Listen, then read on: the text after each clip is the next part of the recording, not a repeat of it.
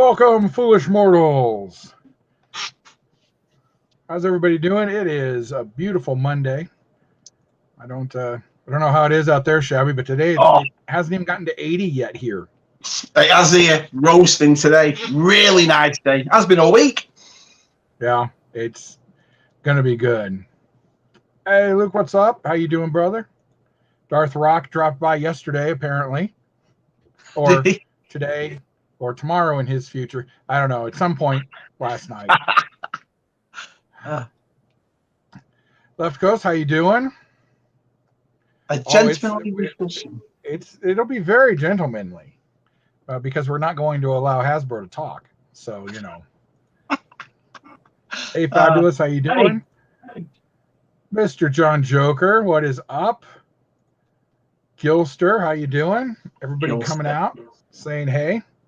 Awesome. Hey, what is up, Mr. Nodes? How you doing? Nice to see you again, buddy. So, it's just the usual stuff. What we did this weekend, what we picked up, and then we'll start in on the real conversations. So, you get anything good this week? Got some good stuff. I got. Yeah. Jason sent me the faker. Oh yeah. So two now. So Papa Gold sent me one, but because it's on a Canadian card, I left it on the card. What's the Canadian card look like? Is it just trilingual or? It's the same one as the European one. It's got the tri words on it, and the comic doesn't come with any words. So I left that on the card. So I got that, and I got the Wind Raider, which is awesome. Look at this bad boy. Oh, and it comes with a stand. I didn't know it had a stand. That's cool. Amazing. And the stand, I think, connects to Castle Grayskull as well, which is perfect. Oh, so, man. Yeah, and it's massive. I don't know whether you remember the one when we had it when we were kids, Chris, but this is like a lot bigger than it. So it's, the work they've done on that. I thought that too. When I saw it at the store, I was like, this looks bigger than I remember. But I thought maybe as soon as I opened it, I went, I'm sure this is big. When John Baldry sent me a video of comparing it, and it's nearly twice as big. So, G.I. Joe, I picked up a few more of these. So, I found Stalker. Right. I found the Cobra Trooper. Cool. I've never collected G.I. Joe, and Captain Mule and Scuba and G-Force got me one, and I thought, I'm going to have to start buying them now. So, I'm loving collecting these. And I got the Cobra Officer. And then a couple of Black Series. I've got Cal. Nice. He's pretty cool. The Cal Kestis is awesome. And Jason sent me, excuse me one sec, the Flame Trooper, which is pretty cool too. The Gaming Greats one. He is very cool. Yeah, so that's what I picked up, Chris.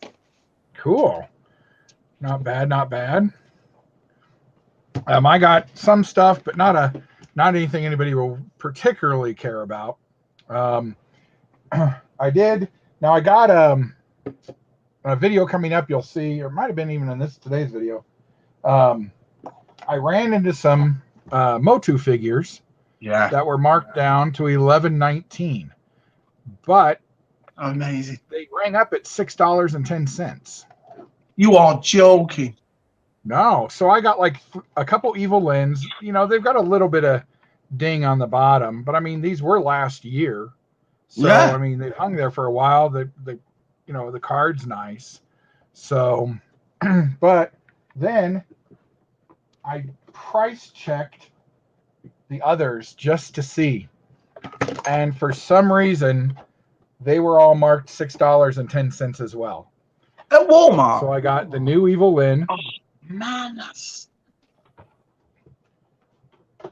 I got Merman. Nice, yeah. You know what that means? Lords of Power. It's the original sketch. That's right. Yeah. Okay. I couldn't for the life of me figure out what that was. The Beastman's on its way as well, so. Got Faker. Yeah. And Fisto. That's one I need as well. Awesome. So I got this whole wave for $6.10 each. And I haven't even been buying these a lot. I've been buying random ones like Scarecrow, Glow, and a couple others. And He-Man and a Skeletor, of course. But I wasn't going to pass them up for that price. Not for $6. I mean, I'm a massive fan of it. That Motor Origins line it just gets better and better. And seeing all the exclusives and all the things that came out at PowerCon the weekend just gone. Yeah. Did you order any of that stuff? No, I had to work today, so I missed out on it. But I know a couple of lads got it, but a couple of lads again are miffed because they couldn't get hold of it. So there's a couple. I looked about an hour or two ago. There was a few things left, but not a whole lot. Yeah. That pack, that cool Horde pack, sold out real fast, I guess. Yeah. Which looked really cool. Mm-hmm. Hey, Matt, how's it going? John, you won't have to put up with this very long. I do not like it, and I'm growing it back. When we talked last night, we were like, "Wow, it just goes to show, doesn't it? A beard does make a face, It's yeah, it's weird. I actually did scare myself yesterday. I got up in the night and I went and got some water and turned on the light and didn't recognize the mirror. And I was like, "Oh, what? Oh, now that's just me." So, When was the last time you were clean shaven? It's been a couple years, I think. Yeah. Yeah, Connor, you can't beat a deal. And I got a couple other things on clearance too, for Motu. Well, yes, everybody loves a good bargain, even Space Monkeys. Which one? Fisto? Must be Fisto. Gotta be. Fisto? I think. I don't know. Yeah, at Walmart, dude. I don't know why. They had like 4 of those Evil Lens on the peg hook, and they had a whole bunch of He-Mans and Skeletors, and none of them were on sale. But they only had 1 of each of those other figures, and I scanned them using my Walmart app. Then when I went up to pay, I scanned them all, and I assumed they were just going to bring back up at $14 or whatever. But no, I was amazed. I don't know, dude. I know, it's weird, isn't it? It's weird. It's like I was telling you last night, they put that Poplo and Leia indoor and the ATST driver on clearance for $10 each too. And those are brand new. Literally, the store I saw those at got them 2 weeks ago, and now they're on clearance. And you want to know why? Go on. I asked. It's because it's on a side cap. Almost all of them got one of those little black holders that have spots for the figures. Yeah. And that side cap is not on the new planogram. Those don't have a number that go in the aisle, even though they could just put them on the vintage peg hooks. Wow. It's a completely different assortment number. That assortment number doesn't have a home, therefore it's clearance. Get rid of it. I took them all from the clearance aisle and put them back into the normal aisle just so people would see that they were on clearance and buy them. Oh, cool, Sunman. That Sunman looked cool. And that Triclops was a neat look. I watched a little bit of Nathan's. He was. I didn't know he was live streaming it, so I watched a little bit of it while I was at PowerCon. And when he showed the Sunman, that's a cracking figure. Yeah, it's a really nice figure. There's a lot of good stuff. I'm trying not to get sucked into Motu, either the new or the old. Come on, I know. get in. It'll be much easier than Hot Toys, but because now I have 8 of them, but I'm not going to go back and try and get more. Right. Right. But yeah. There's a lot of Endolays, the ones that are so. Yeah. And then I did get some more pops. I got Baroness. Nice. And Storm Shadow from G.I. Joe. And I got Cubby. And Sunny from Gummy Bears. All right. If you remember that show from the Disney afternoon. Yeah. Bouncing here and there and everywhere. That one. Exactly. And then I got some new Trek stuff. Sulu from Mirror Mirror. And Spock from Mirror Mirror. Wow, yeah. And Uhura from Mirror Mirror. Nice. Yeah. So I finally completed that set. So I'm happy with those. And then I Chris, got what are you going to do when you run out of room? What are you going to do when you run out of room? I don't know. I already ran out of room. Most my garage was packed with boxes from top to bottom. I don't know. Yeah. I'm trying to reorganize so that I can have more boxed stuff out. I'll Right. never have enough space for my peg stuff. Yeah.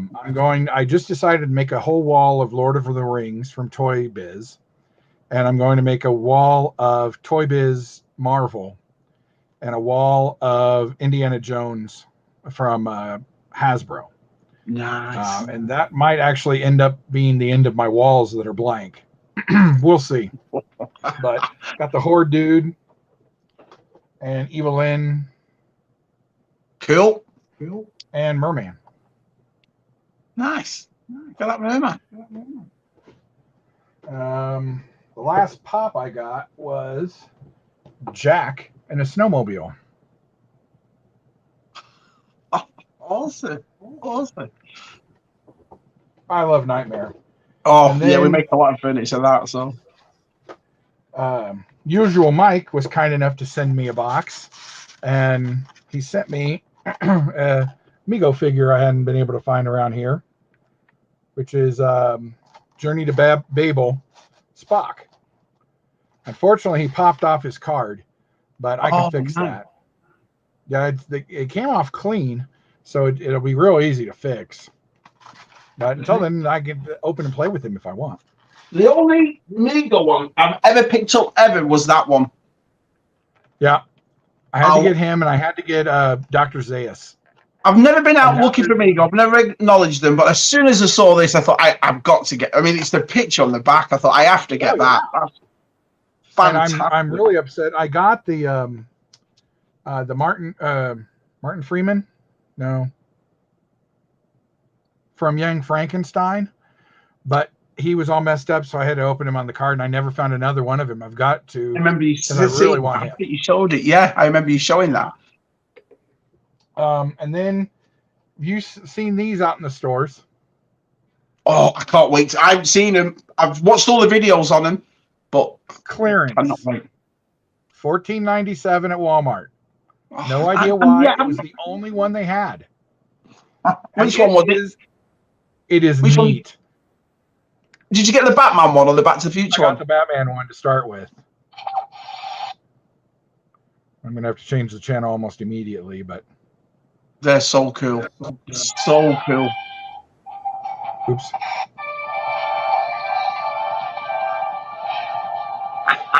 I'm dying for one of them. Holy molars. Am I ever trying to take good care of my teeth? True. All your life. With those McFarlane 66 figures, that's going to look perfect with them. Damn straight. I know. Yeah. I've got to pick it up. And it's got a little remote control that you can change the channel on. It's got about like 15 clips. It had a lot more on it than I thought it would. And it has the full theme on that one, doesn't it? It does the full Batman theme on it. Yeah, it does the full Batman theme, which I have to stop so I don't get copyrighted. But I haven't seen the Back to the Future one yet.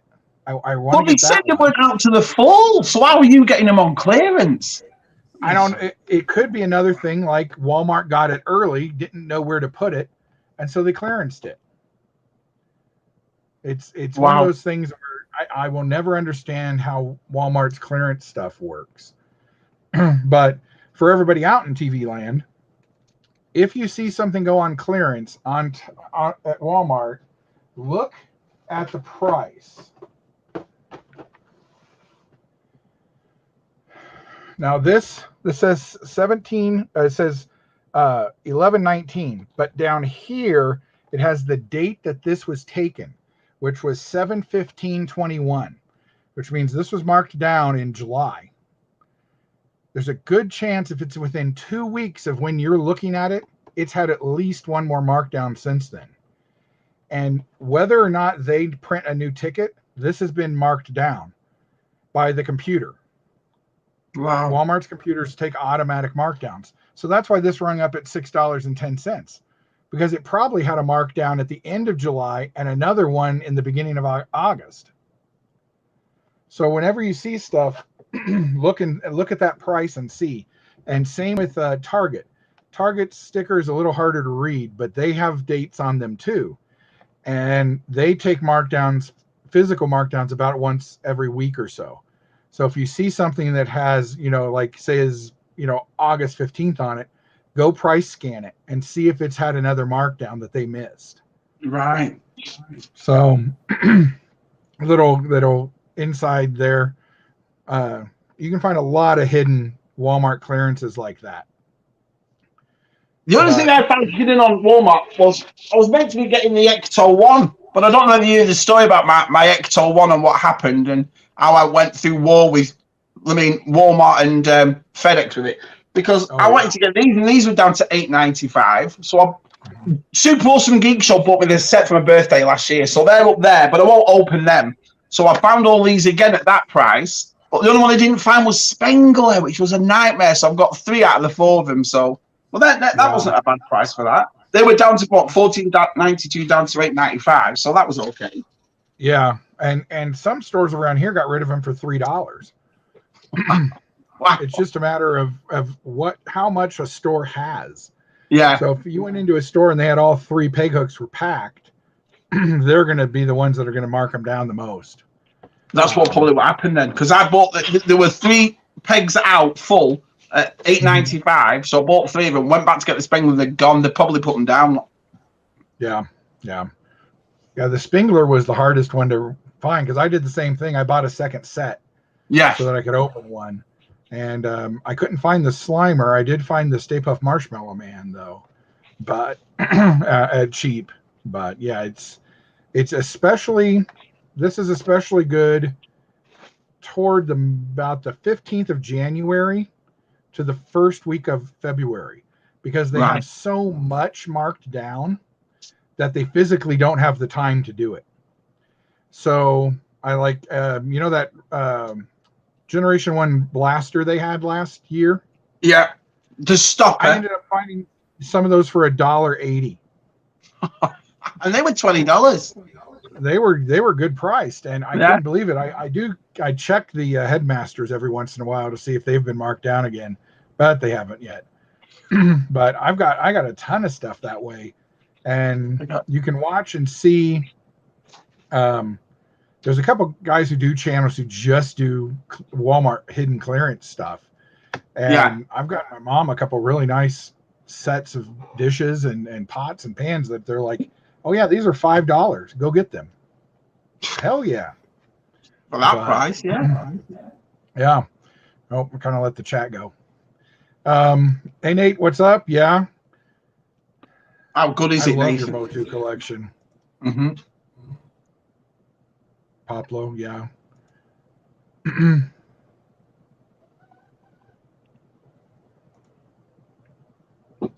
Oh, cool. I keep watching some small stuff from PowerCon, but it really didn't look like a lot of people were filming there. It kind of snuck up on people, I think. Exactly. Even in South Park, when they did Evil Cartman, he had a goatee. Yes, it is. Especially the inbox collector. Shabby packs, he could just go like this and knock all that into one big bin, Yeah.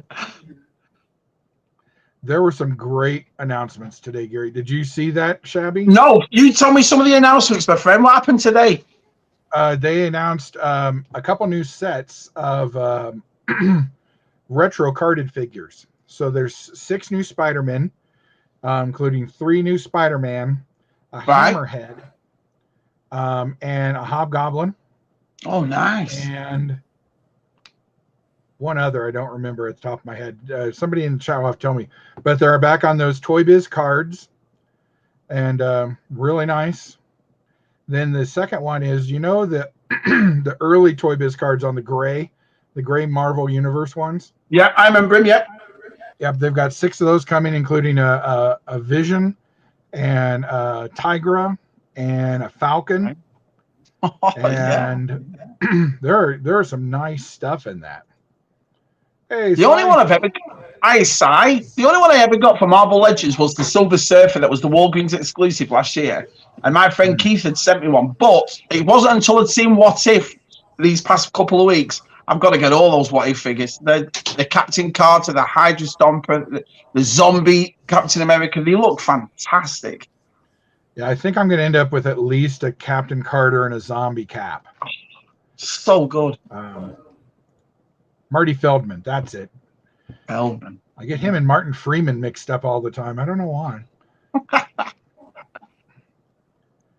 Yeah, those were, I don't know if that had to be something that had to be done. I wondered about that. And nobody's asked McFarlane about that yet, but they are a very odd scale. So I don't know if he couldn't make them that scale by some sort of contract.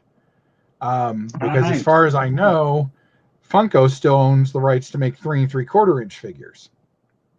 So he couldn't make 3 3/4 inch figures. Somebody else might have, Mattel might have the rights still to 6-inch figures. Those ones they did a few years ago. Yeah. And so he might have been stuck with a 5.5 scale. It's a weird set. I still haven't found any of them though. Wow. We can't help that you don't write your dates properly. You and your that metric system's just a phase. Hey, Costerton, what is up, man? How you doing?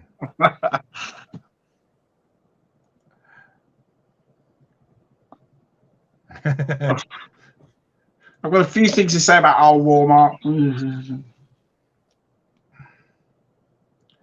I've seen all these videos. Yeah. Floosh has a fix for that, I guess. Watched it yesterday.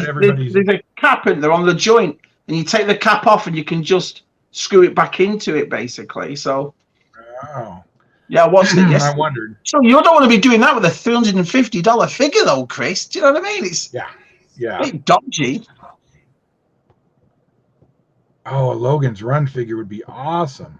Would you like to come to Carousel? Guido and Esquito. That zombie cap. Oh, and there's Funko's doing a 10-inch zombie cap figure that I might have to get. Wow. Damn you, Funko. What up, Duckerlickin? Hi, Baz. One of the only people I know who actually has now I forgot to show his horses from. 3030. Brave Star. No. Brave Star. That's it. Yeah. The only person I know who even remembers Brave Star, because I forget constantly. I loved Brave Star. I loved Fort Cranium. I loved Tex Hex. I loved it all as a kid. I loved that toy line. Great little show. Yeah. Oof oof.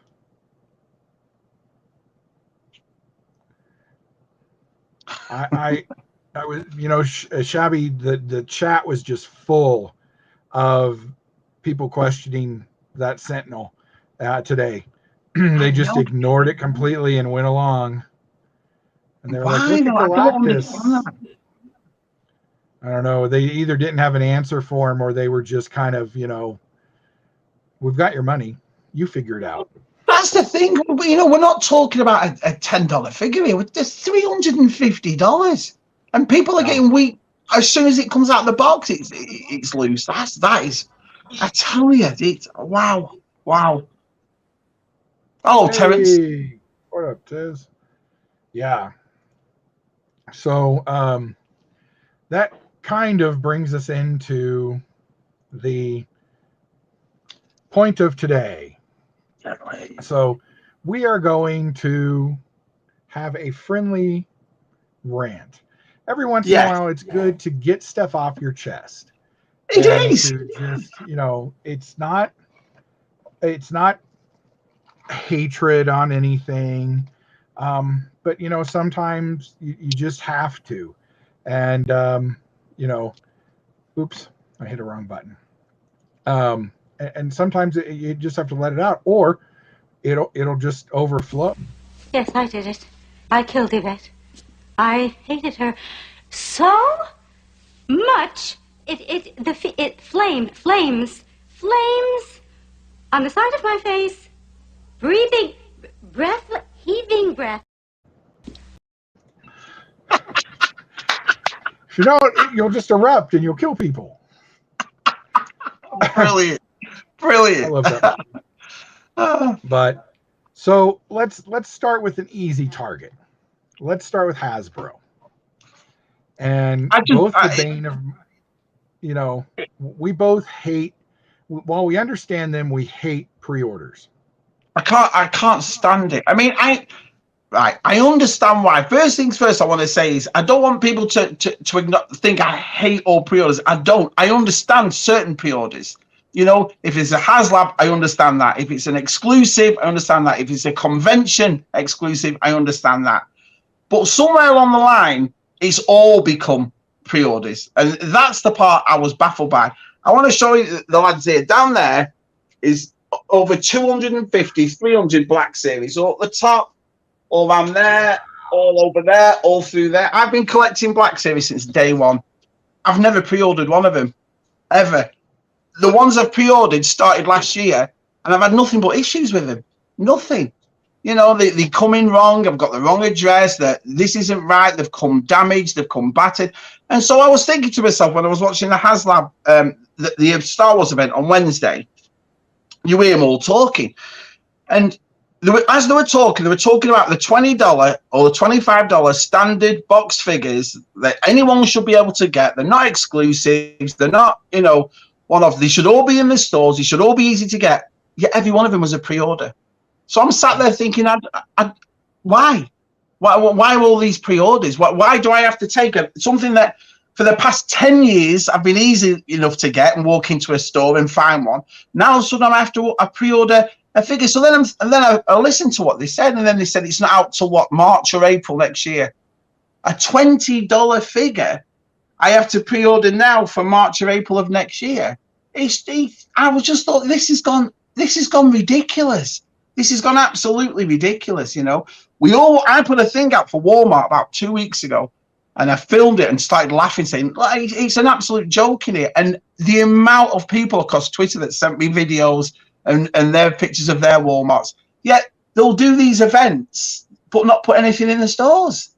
I just don't understand it, and like we said, we've always talked about the reason why people our age are collecting toys is because of the nostalgia of it. Well, there's nothing nostalgic about pre-ordering for me as a kid. It was walking into a shop. And even now as your friends, it's like when people come and visit, you'd like to take them to Target, Walmart and spend half an hour going through the toys and seeing what there is and, having a look at the new stuff. Or, Chris, when you watch other people's videos and you think, oh, look at what Sleeping Collectibles has just shown. I'll go into my Walmart or Target and find that.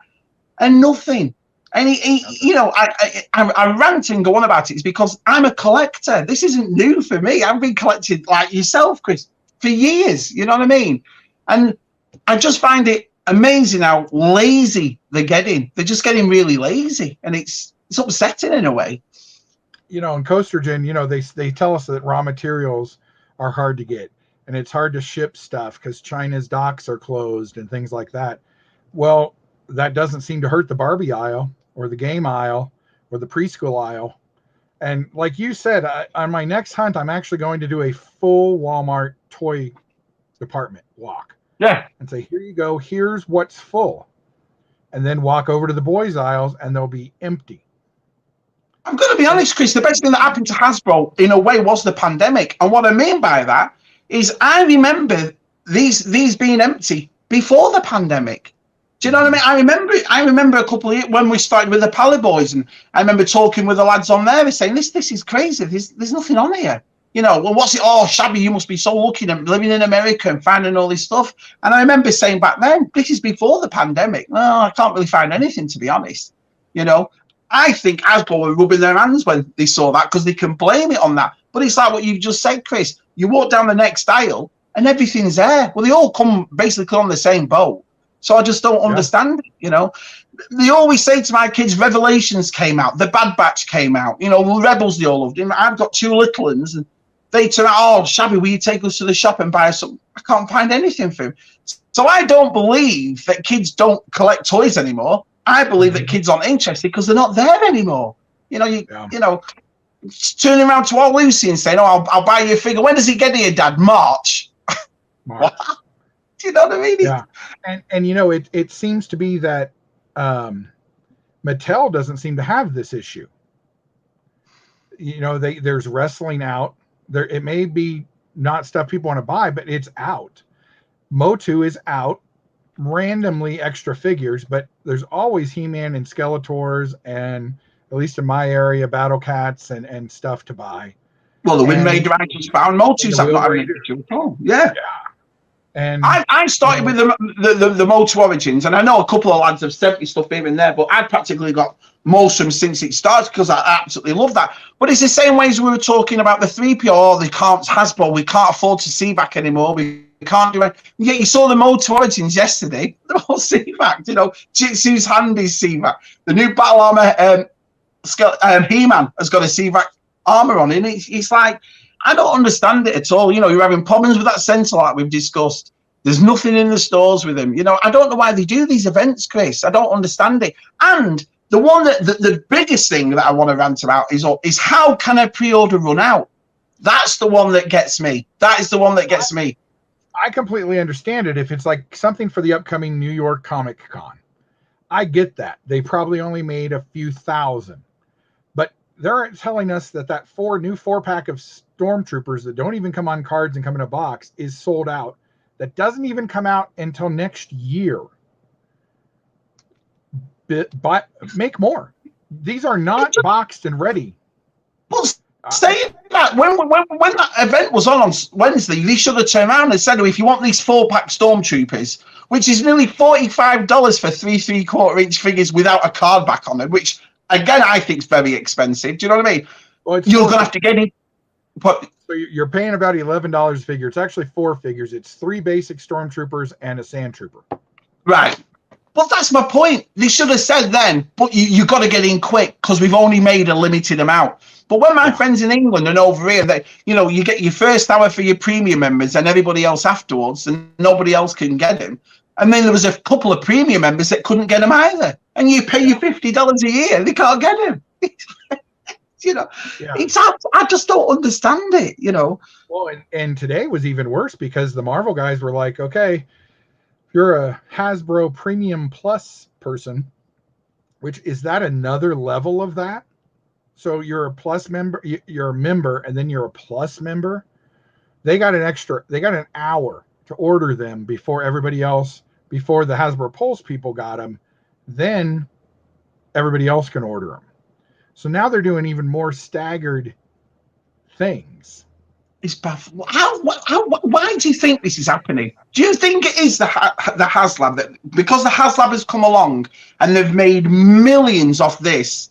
Do you think they're starting to say to themselves, look, we'll cut out the middleman now, forget Walmart, forget Target, we'll just deal with it our way? Well, if they're going to do that, fine. Do it then. But why continually put things in the stores and I don't understand how Walmart and Target allow it to happen. Now, I know that they do pay for some of that footage, but you can't tell me that the executives at Walmart look at that aisle and are like, yep, this is what I want my store to look like. It's embarrassing. Yeah. And it's, remember as well, we're 2.5 months away from Christmas. 2.5 months away. And it looks like that.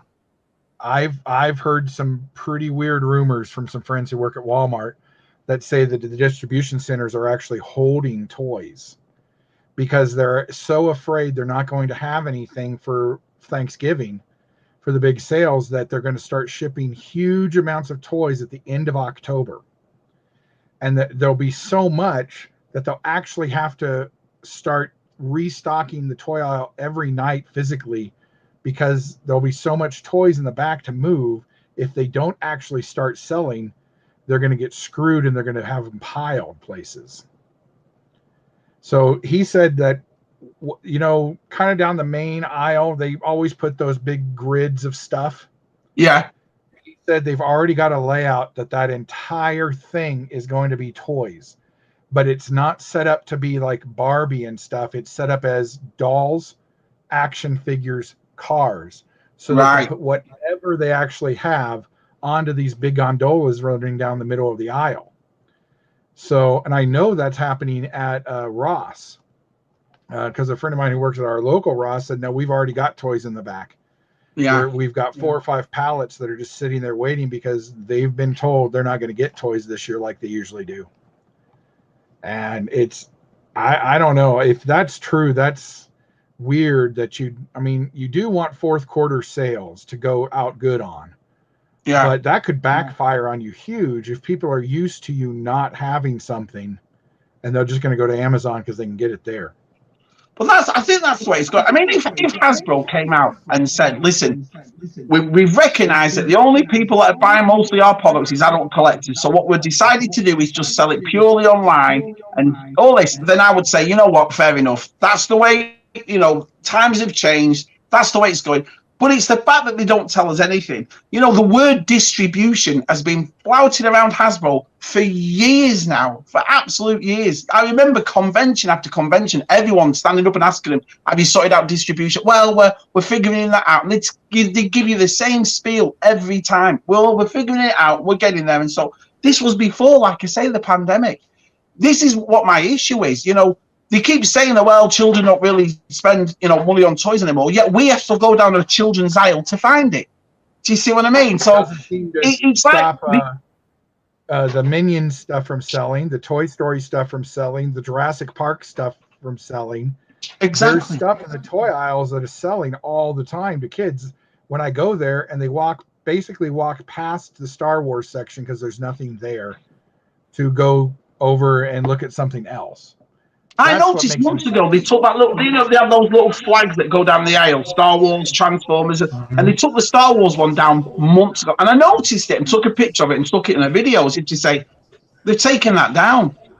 So I don't know, the G.I. Joe thing, another thing about Hasbro, I've always admired G.I. Joe, being a foreigner that's come to America, and I've seen, like I say, Scoobies and everybody else's collections of them, and the vehicles and how big they were, and I have admired that collection for years, but it's obviously something that I need to learn about and wanted to get into. So when I heard that Hasbro were bringing them back, especially the 6-inch ones, I thought, this is great. This is great because I can start again. I can learn. I've seen 2 in the store since they've been announced. 2. That's it. And it's Until just recently, I never saw any. Now I see Flint, Lady J, and Cobra Commander. Those are the ones I've seen at Target. Yeah. I still rarely see anything at Walmart. And it's the distribution is just so messed up. That's what I mean. And this is something that they wanted to promote. This is something that they did this event for. This is something they wanted to get everyone to get on board. You had your vintage G.I. Joe guys saying, well, will it work and all that. So I would have promoted it even more and got it out there to show wow, look how awesome this is. And the figures I've got on this G.I. Joe line have been absolutely fantastic. But I don't want to go into a shop and pick the one that's there. I want to go into a shop and pick which one I like the most. Do you see what I mean? Well, that's why I don't understand why the G.I. Joes come packed 2 to a box. There are only 2 characters in a box. Yeah. What the hell is that? This new one was the Cobra Trooper guy, and was it Stalker? Yeah, Stalker. And then in the other box was Grunt and the Cobra Trooper. Yeah. And I know this for a fact because my Walmart had all the toys still on the pallets down the aisle. This was Wednesday. On Friday, I go back and it's still there. So not yesterday, day before yesterday, me and Jen had gone out, and I couldn't believe that after 4 days, it's all still there. No one's moved it. No one's touched it. At the top of it was a G.I. Joe box, so I opened it myself. I thought, I'll just do your job for you. So I opened it, and then they had, in one box, they had 2 officers, 2 grunts, and in the other box, they had 2 troopers and 2 stalkers. And the stalkers were bashed to pieces. There was 3 of them, and they were absolutely bashed to pieces in the box, not on the... And listen to this. We go back in the afternoon, and those 2 that were damaged, they'd put on the pegs anyway. They're absolutely bad. I was like, you're crazy. Yeah, they don't care about the damage stuff. I mean, heck, you see them take back figures that are swapped in the box. They don't even pay attention to what comes back. But hey, Muzzo, what's up? I must say, it's just a shame because, like I say, I'd like to spend the day when, say, for example, you come down to see me, Chris, and we both go out. I'd like to go into these places and me and you go for a coffee and we have a look at everything there. oh, let's go and look at the He-Man, or let's go and look at the Transformers, or and the stuff that you collect, I don't. And if it's there, we can go through it. You can. I said to you last night, the amount of people's videos I watch where I've seen something that I've never recognized before. Oh, I'll go and have a look at that myself. That's what I like about toy collecting. Maybe it's old-fashioned, but I like, to me, the nostalgia is going out, looking at all the toys. What I don't like is, like I said, and I don't want to repeat myself, is when you go there and there's one Black Series or one vintage collection or one Transformer. It doesn't give you the opportunity to... Remember, as a kid, you'd have them all in your hands and you'd be like, which one do I want? Your mum's only gave you a couple of pounds. And, should I get this one? Should I get that one? Or next week? I loved all that, and it's like, it's hard for my children to get into the dad's toy collecting and trying to get them involved and trying to, especially when we get in the, right, come on, get in the car, we'll go. And there's nothing there. And that's the part that's upsetting in a way. It's taken away the retail community spirit of it, But then you go into Ollie's, Chris, and they're $7.99 or $3.99, or you'll get them on clearance. There's never an in between. Yeah.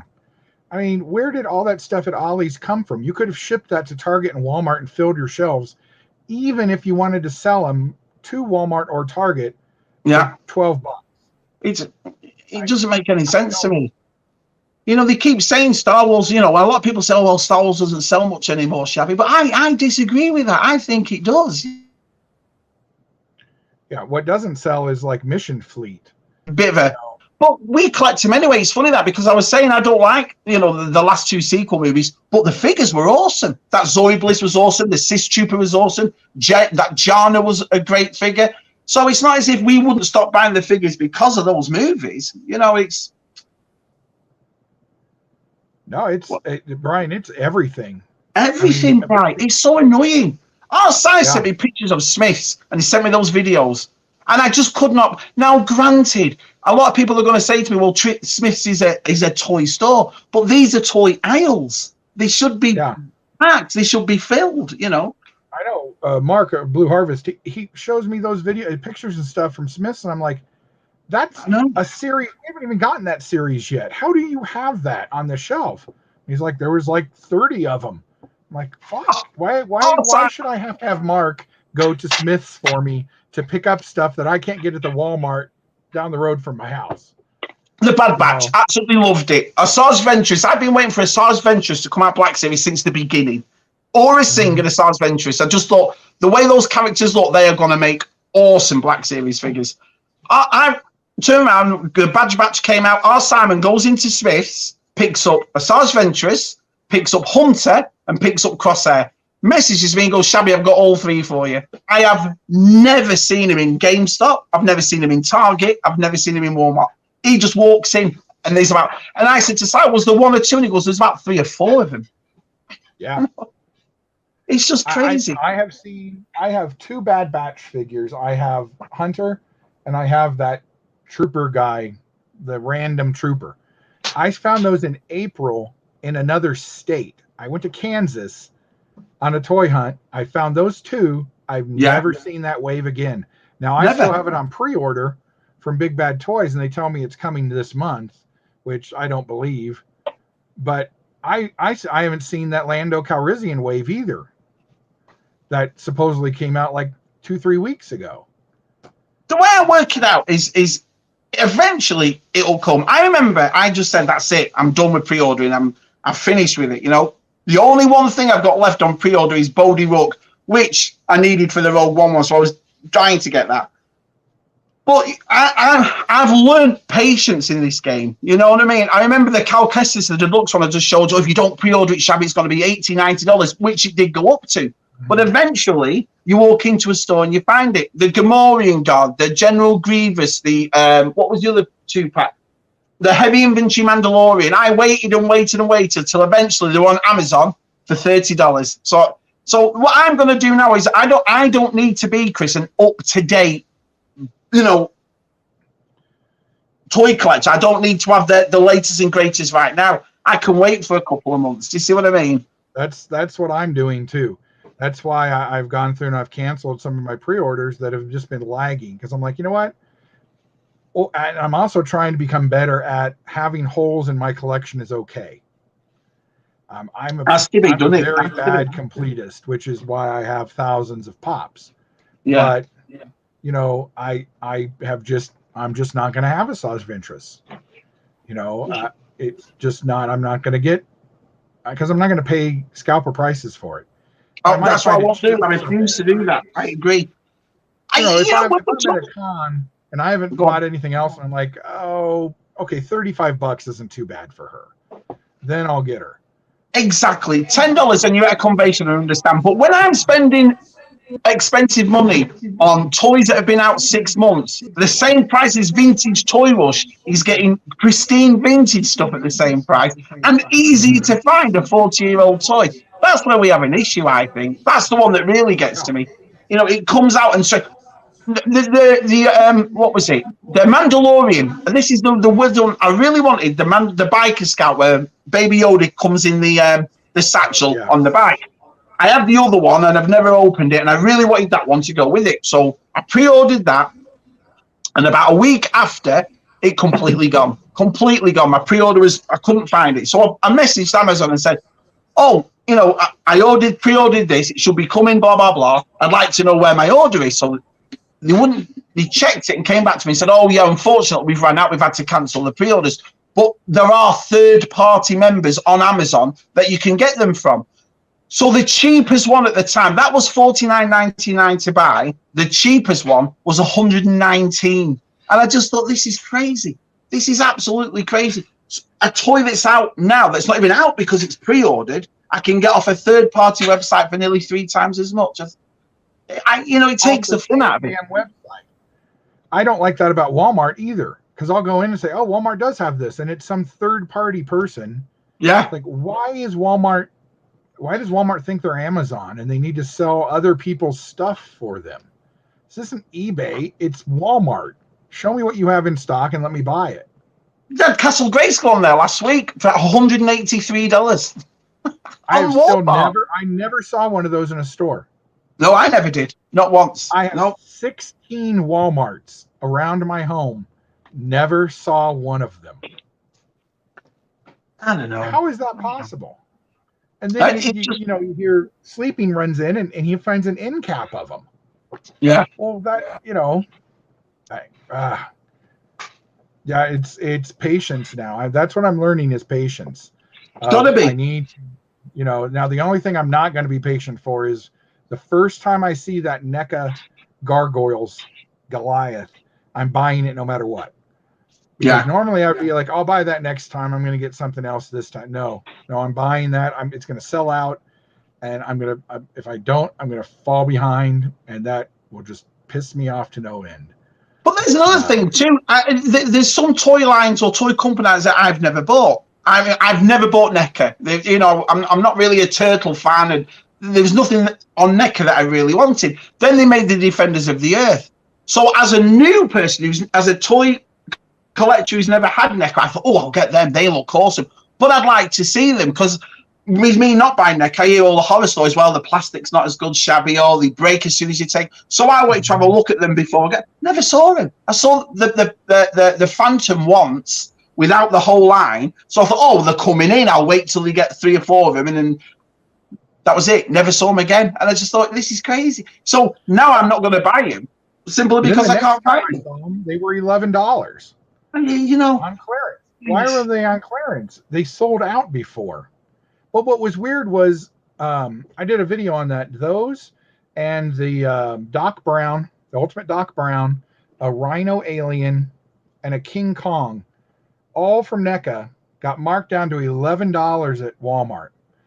All over the country. Blew through all of them. They sold them out, whatever. They got them back 2 months later and marked them up to $30, and now they're peg warmers again. So now they're taking up space in the aisle, and it's like, why?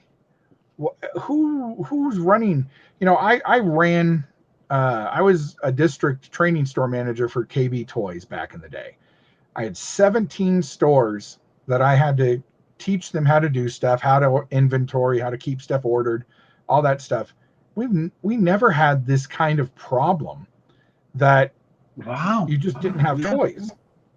And we were a toy store, but I could call the distribution center and say, look, this is selling pretty well. Can I get like 50 more boxes of these on this next truck for this one store? They'd be like, sure, no problem. And next truck, they'd show up. It's like, so you've been in the business, you work, so this must be crazy to you seeing it like this. It's nuts because I did actually do some time at Walmart too. So I understand how that toy department works. Yeah. And they don't order anything. The computers order everything for them, but they do spot inventories. Right. So they'll go in and they'll say, okay, this is, the computer says we have 4 of these. We have none of them. Yeah. And they'll automatically adjust the inventory down. I have a friend who worked for Walmart she worked there for almost 30 years. She says she's never seen anything like this. The computer system has got to be automatically ordering all this stuff. Like they just changed over for Christmas. The computers would have ordered all the stuff that is supposed to be in that aisle. Yeah. Whether or not we all come in and buy the whole case of whatever, all that Jurassic Park stuff should still be there. This is what I don't understand. You walked into your Walmart and found all them for $6, but give somebody in another Walmart a chance to get them at full price. And then put them on. It's like that figure's been out. That Evil Lynn came out November. So you talk about a figure that's not even a year old. It's on clearance at $6 already. It's like they don't give it a chance anymore. And why not? It's not as if your pegs are full. Do you know what I mean? It's not as if you have to get rid of it. Oh, and Dandy, by the way, I have checked out your channel. I watched your the Thing McCready figure on the Thing. That was a good review that you did on that. The thing that's weird is now, because they're getting ready for the new changeovers and everything, they pulled a ton of toys out of the aisle and moved them to a clearance aisle. So now the aisles are just even more empty than they were, but it's because the new planograms don't have that stuff on them. And it's I don't know. It's weird. Oh, thanks, mate. Yeah. I've got that one off Chris right there. I've got my mannequin. I love Pete. I saw him back there. I was like, that's pretty cool. Yeah, I love it. And what I do is when people send me stuff, I like to fill it up on it. That's why I moved all my Black Series over there. So behind me is my wall of memories, if you will. So that thing you sent, and Mule sent me the small one, and the mannequin. Yeah, I love Pee-wee to pieces. So, but it's like going back to Second and Charles. Do you guys have Second and Charles or anything like that? I've one Second and Charles. It's in Fayetteville, which is about where me and G-Force are. It's about 19 miles away from about an hour from G-Force, so about 50 minutes away from me. So, because Funko did do some Pee-wee Herman figures. They did 3. They did Pee-wee, they did Miss Yvonne, and they did Cherry. And they're pretty cute. Yeah, it was just weird. This was one of those films that stuck with me as a kid. I've probably seen that more times than Star Wars. It's just related to me. I just loved it, And it's fun. You can just turn it on, and it makes you happy. That's what it's all about. Exactly. Well, and actually, they're telling people, Gilster, that if you see something you think your kids want for Christmas, buy it now, because it may not be there next time you go to the store. Mm-hmm. Which they keep blaming it on. They should turn around and say, right, this is new, right? This is right. We've brought this out, right, and it'll be available for you guys in March. You've got a week to pre-order it. 1 week. After the 1 week, unfortunately, there's nothing much we can do, because this is what I mean. If they know now it's only September and it's not coming out for another 8-9 months, I'm sure that gives them enough time not to run out. I'm sure that gives them enough time to make it. It is putting plastic in a mold. It's not hard work when the molds do the job for you. Let's be honest. You know what I mean? So this thing where Universal Collector was going through it, he tried to get the 4-pack and it was already sold out, and he was so miffed about it because he was waiting right there at the time you were meant to get them at. Within 20 minutes, they're gone. And I'm like, so why don't they do that? Why don't they give us an open window? So say, okay, we're going to make 100,000 of these packs of 4 figures. If you guys buy those out, we'll make some more. But what we need to do is we will sell those 100,000 and then put you on a standby. And so you don't have to pay for it right away. You're on a standby list. So then they say, okay, and you guys have 2 weeks to order all of them you want. Yeah. So that first 100,000 sell in like 3 days. And then they see that there's another 80,000 that sell in that 2-week period. Then you can say, okay, what we're going to do is we're going to make 185,000 of them. We're going to let all of the standby people get it. And then we're going to have 4,000 or 5,000 left in the warehouse and open this up, or take them to a con or something and sell them that way. Well, they're a bit hypocritical because they do it at the HasLab. Right. So our target is 8,000. So as soon as you get to 7, I tell you what we'll do. If we get to 12,000, I'll give you this. Hang on. If we get to 16,000, I'll give you that. Wait, but there's more. If you buy line now, you can get yourself a Silver. You want a Silver figure? Sure you do, kid. You want a Silver figure, don't you? Come on. Exactly, Chris. Exactly. So this is the same company. So with that sort of thing, they can add as many tiers on as they want, as long as they're making all this money. But the difference is, we're talking about $500 toys there. This is what we're talking about with $20. So it feels to me like it's like the Razor Crest has been delayed. Why? Why is the race? It's not as if you're going in shops. It's not as if you're going out all across the States and across Europe advertising it. You sat at home doing an event. So why is it delayed? I think it's delayed because you can get 6 months more interest out of that bad boy. Do you see what I mean? It's weird. Oh, thanks, Andy. Well, as everybody knows, when we get a super chat, there's a dinosaur attack. Go. Scary.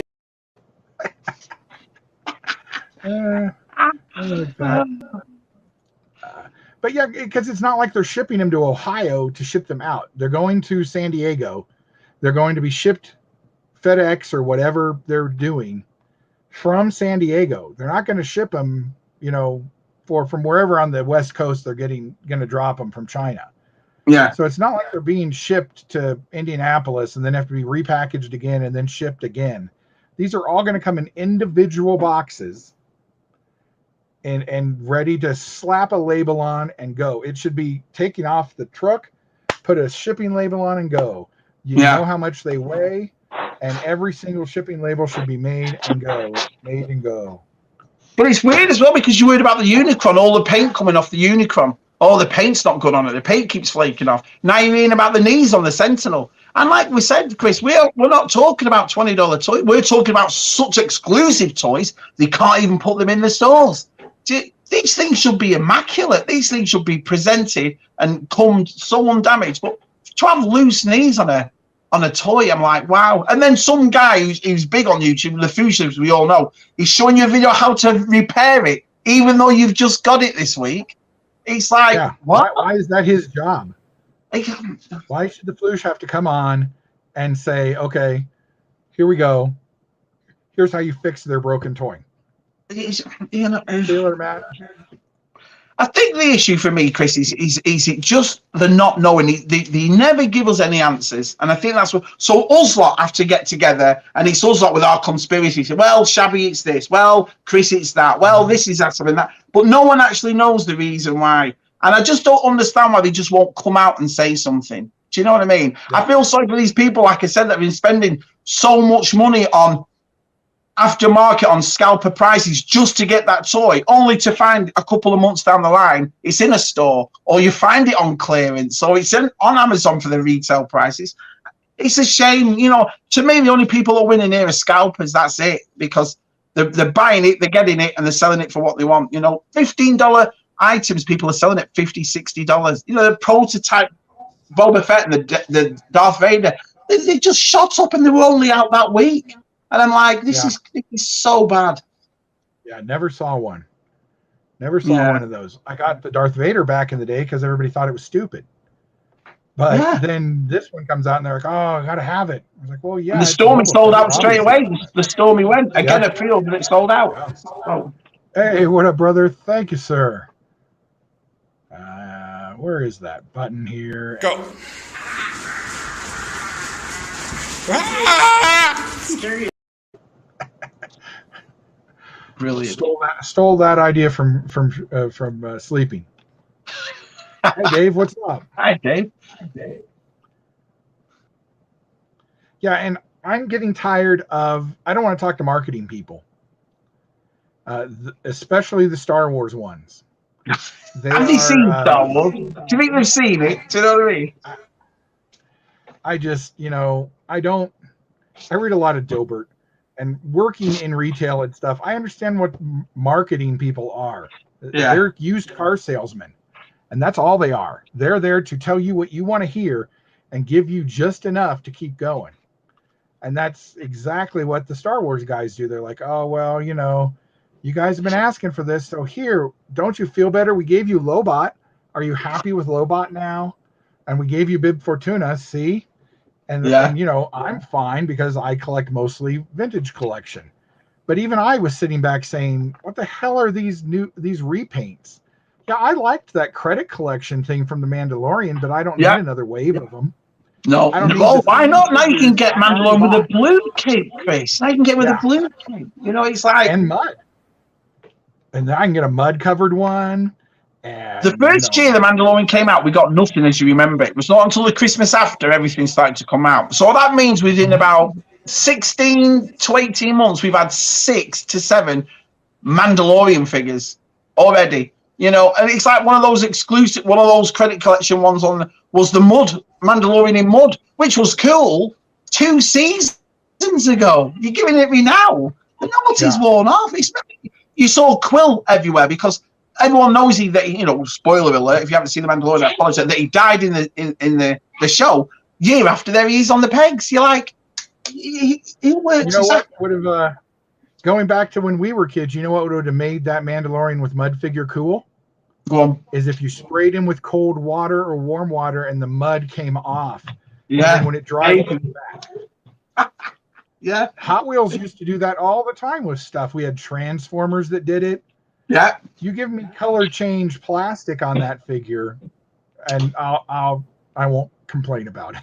It's just it's like 5 years ago, The Force Awakens came out, right?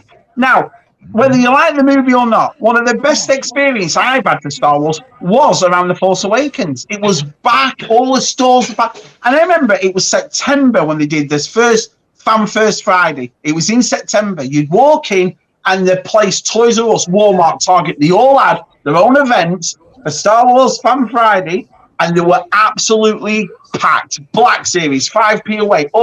I bought practically everything, and it was awesome. They had people dressed up. They had people like now. I'm not saying that they should do an event every time, but that was only 5 years ago.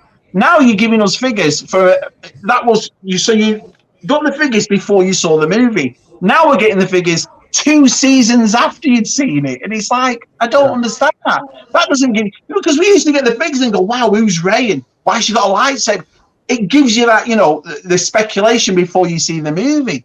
Now I'm not saying they should have brought Baby Yoda out, but they should have had something out for him. But nothing, And it's we'd already seen production stills and stuff for The Mandalorian, so they could have put him out as his own Black Series figure with nothing else to start with.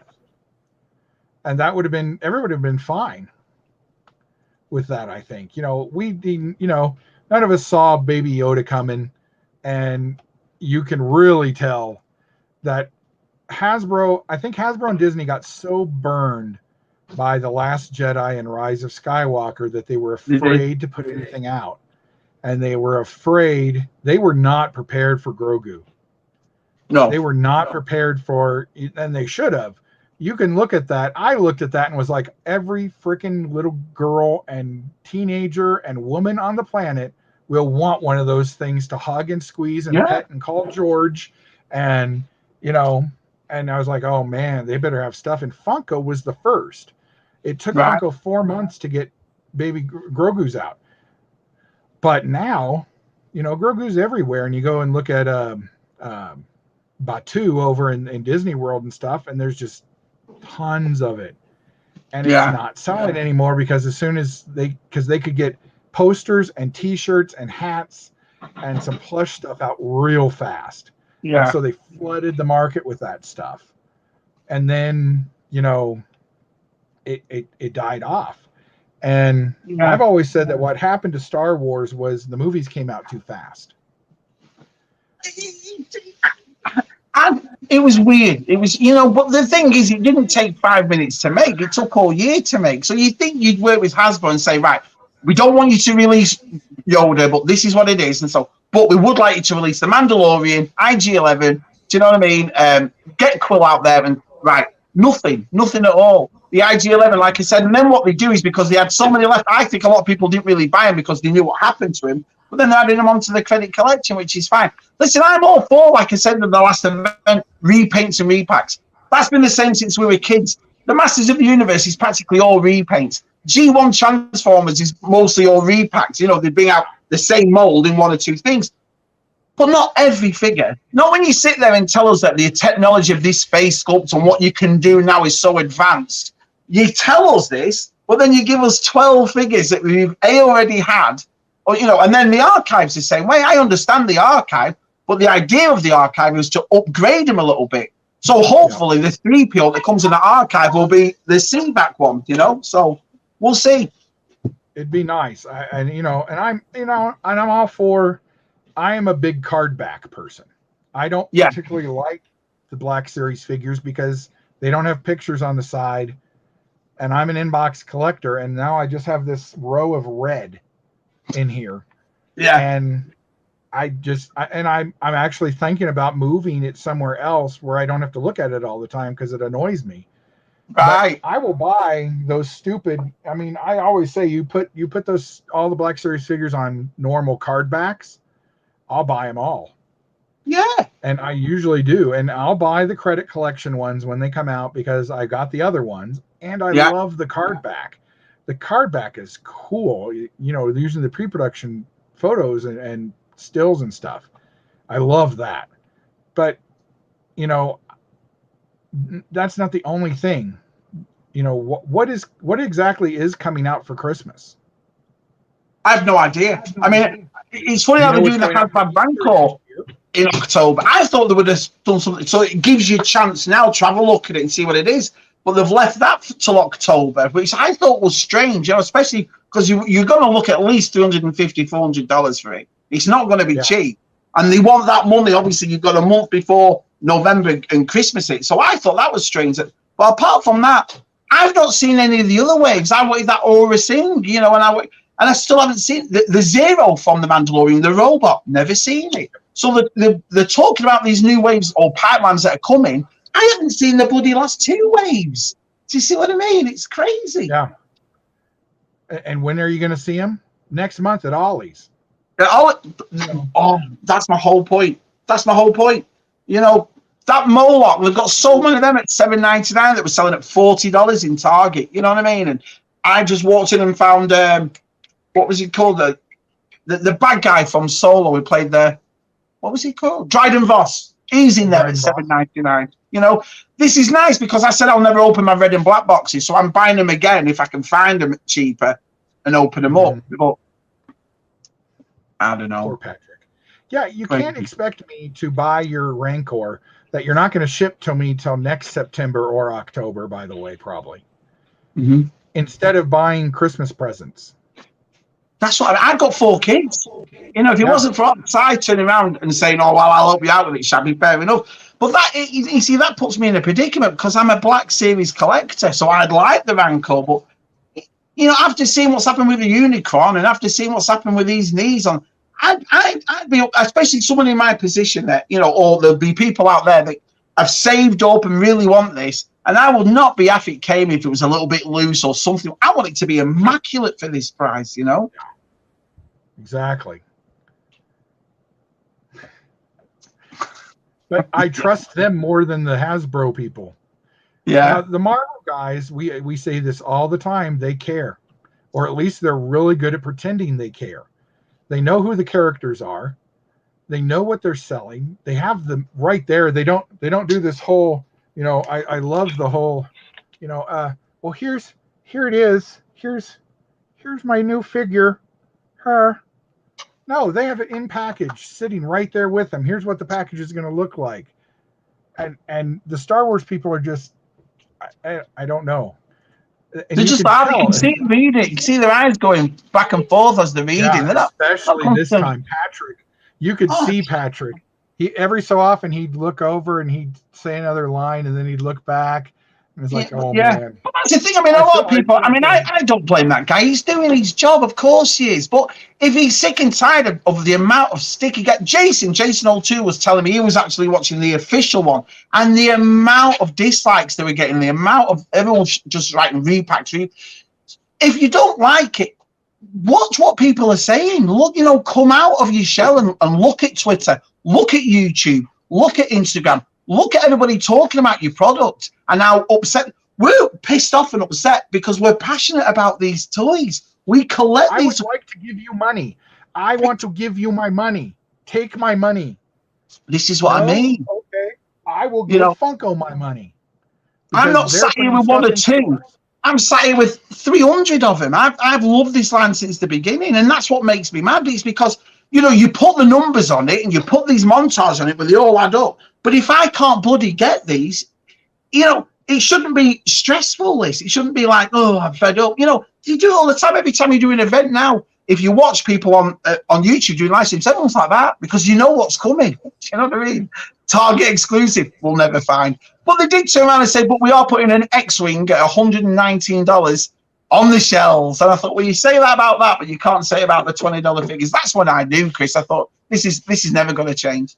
I think Target is taking more and more flack for all this. And that's why that X-Wing is not being pre-sold. Because I'm sure they're getting stuff from the ground up of people like me. And I'm very nice about it. But I'm like, hey, this was supposed to come out this week. Did you get any? And they'll look up the thing on their thing and they say, actually, we had 6. They're gone. Are you getting any more? We don't know. You got 6. This is a Star Wars item. You're telling me that you have over 1,500 stores nationwide and you got 6? Every store should at least get 24.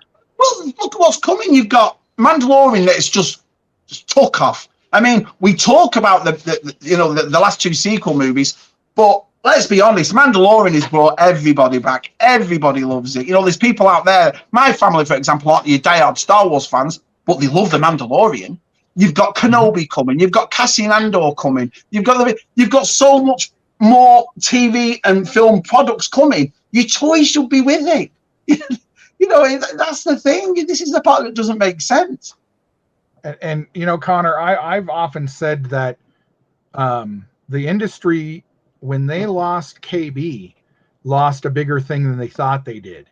And then when Toys R Us was gone, Target and Walmart were like, ooh, goody, we're going to get all those toy sales. Exactly. You can't replace a Toys R Us in a Walmart. You have 5 or 6 aisles of toys compared to, 36,000 feet of toys. Yeah, but your biggest competitor, Chris, is gone.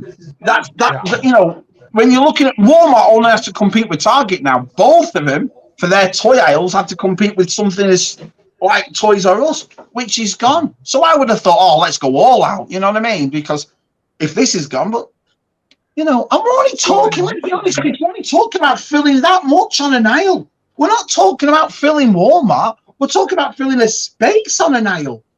You know what I mean? And when Toys R Us left, Walmart had talked that they were going to add 3 aisles to toys, so that they could carry more educational stuff that Toys R Us used to carry, that they could carry more Power Wheelsy stuff that Toys R Us carried, and they could expand all the sections a little. And then they came out and said that they couldn't get enough stuff in to fill the orders, to fill those aisles up. So they weren't going to move other stuff that was selling for space that wasn't. That's why I don't understand these holes they're allowing in the boys sections. All of a sudden, my Walmarts around me don't even have Hot Wheels cars. It's amazing. But then I went over to the King Supers. They're a Kroger here, and they had a 4-foot section, top to bottom, pegged out, and dump bins full of Hot Wheels toys, cars. And I was like, wow, this is the most Hot Wheels I've seen since Christmas. But the whole people, I do think they lost. They were a vacuum that the industry just hasn't been able to figure out. I really don't think that they thought Toys R Us would actually completely go away. I think they thought they'd be able to come back. And this whole idea of putting Toys R Us's in Macy's, I'm going to get toys at Macy's prices now? Because I'm not going there to buy Black Series figures if they're going to be $35 a piece, at a Macy's price. And then Target, I don't know if do any of your Targets have those Disney stores in them yet? No, none. We have 2. And what it does is it pulls most of the Disney stuff out of the toy department into this other department. And it's mostly all dolls, princess stuff, things like that. But recently it's been pulling some Star Wars stuff into that aisle. So now the aisles are going to get emptied of Disney stuff because they're going to have to keep this Disney store thing full. And if they're going to do that at all the Targets by Christmas, they can't fill the aisles they have now. Why would they double the space? At my Targets, they've gotten rid of all the Targets here have now gotten rid of the Funko section. Yeah. The Funko and NECA sections have moved into the aisles so that they can condense those aisles and they don't have to try and fill them anymore. Which is weird as well, because you think in this day and age, Lucy, for example, she's 10 years old. She has never bought a doll in her life. It's always been action figures, dinosaurs, Godzilla. She loves the action figure look. And I think what Hollywood is trying to portray as well is that there's a lot of girls now that are getting into our geekdom, if you will. There's a lot more female empowerment. There's, you look at Revelations, which was about Teela, basically. You've got Ironheart's coming into us as Iron Man. So what I would do is I'd get rid of the girls and boys section and make one section and do it by age, toddlers, this, that, because you would have thought bringing all these young girls into it who absolutely love this stuff, twice as much would sell if you see what I mean? Because it's not just your little boys that are buying it, Chris. It's your little girls that are buying it also. Yeah, and it's a good thing, and John's got a good point. I bet you Hasbro initially thought that it would be just another Porg, another BB-8, another Rio that's going to sit on the shelves, and they're going to. And I would almost bet there were conversations at Hasbro that said people aren't going to buy a baby Yoda. Why is it even a baby Yoda? Why is it? Yes. Yeah. And then it came out, and everybody was like, "Oh my God, it's so cute." The fact of the matter is this: you look at the sequel movies and. We didn't all turn our back on those films and say, that's it, we're not buying toys anymore, we're getting rid of our Disney Plus. None of us did. You made those movies and you made those characters the way they were. If you made those characters absolutely awesome, we'd buy them anyway. So even like I say, whether you like Ray or Rose or whatever, all the toy collectors bought all those toys. If you made those films, put a bit of effort into the storyline, you would have sold twice as many toys, Or put some effort into the costumes. So we have Ray. Ray basically wore 2 things in 3 movies. Now I understand that the first 2 movies took place in less than a week's time. Okay, I get that she's probably not going to change clothes a zillion times. Yeah. But, come on.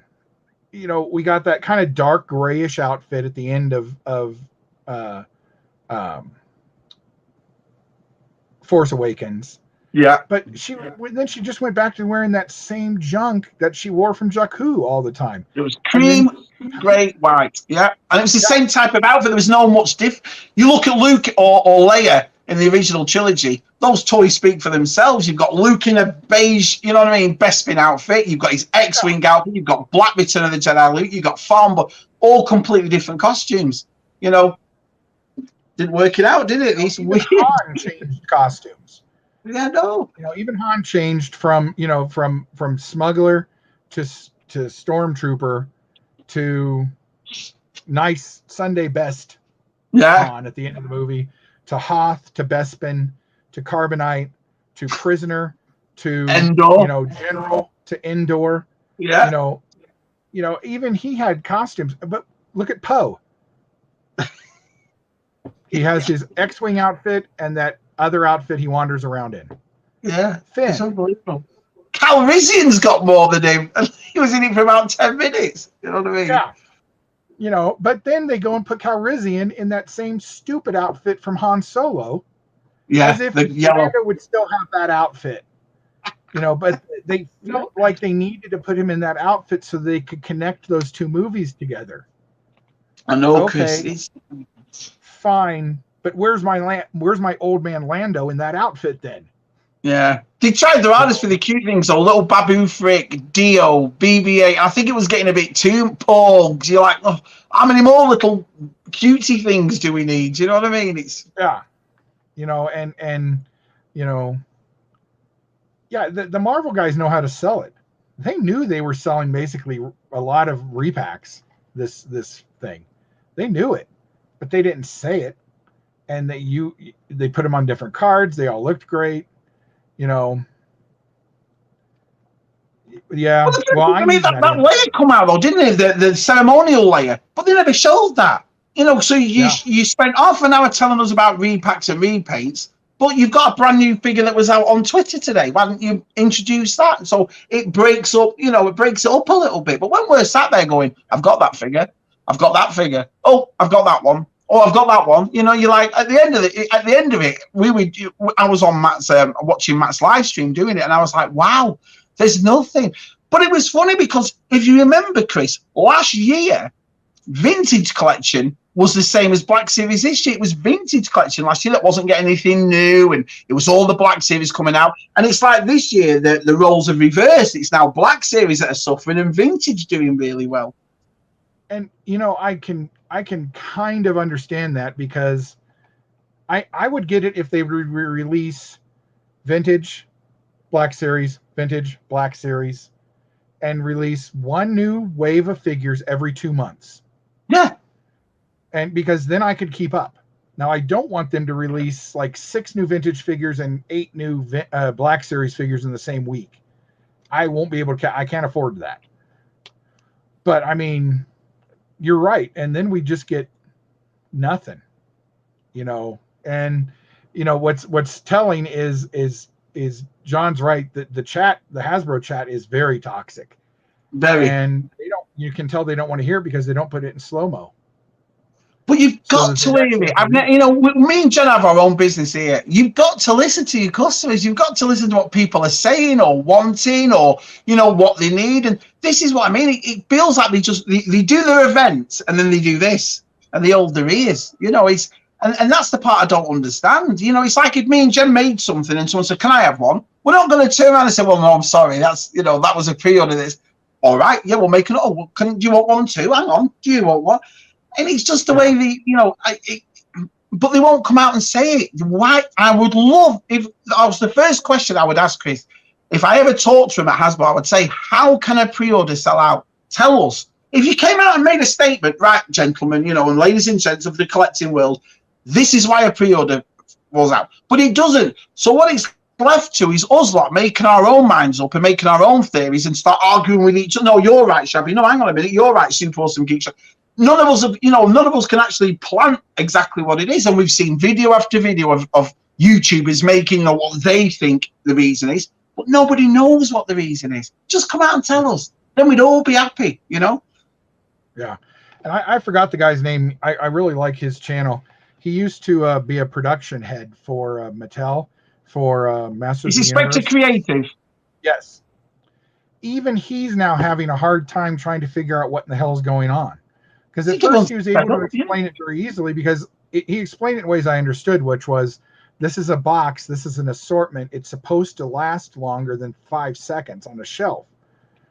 But if I'm buying the whole case, the computer can't reorder that fast, which I completely understood because that's how things worked at KB. If somebody came in and bought all 24 of something we just got in, it would take us a couple weeks to get it back. But now even he's to the point where he doesn't understand how Walmart, that truly has one of the best ordering systems in the business, as far as warehousing and stuff like that, can't get stuff back to the stores. And he's even like, I don't have anything anymore, because everything he's known for his entire career doesn't make sense now. You watch Vintage Collection, Vintage Toy Rush, you watch Luke Reynolds reviews, and you watch Smuggler's Canyon, Christian at Smuggler's Canyon. They're all getting into the G.I. Joes, all vintage. So they're finding these G.I. Joes with all the accessories, all right, for a 40-year-old figure that still looks good at a reasonable price. So they can, all of them, make their videos of finding these pristine 40-year-old figures for a good price.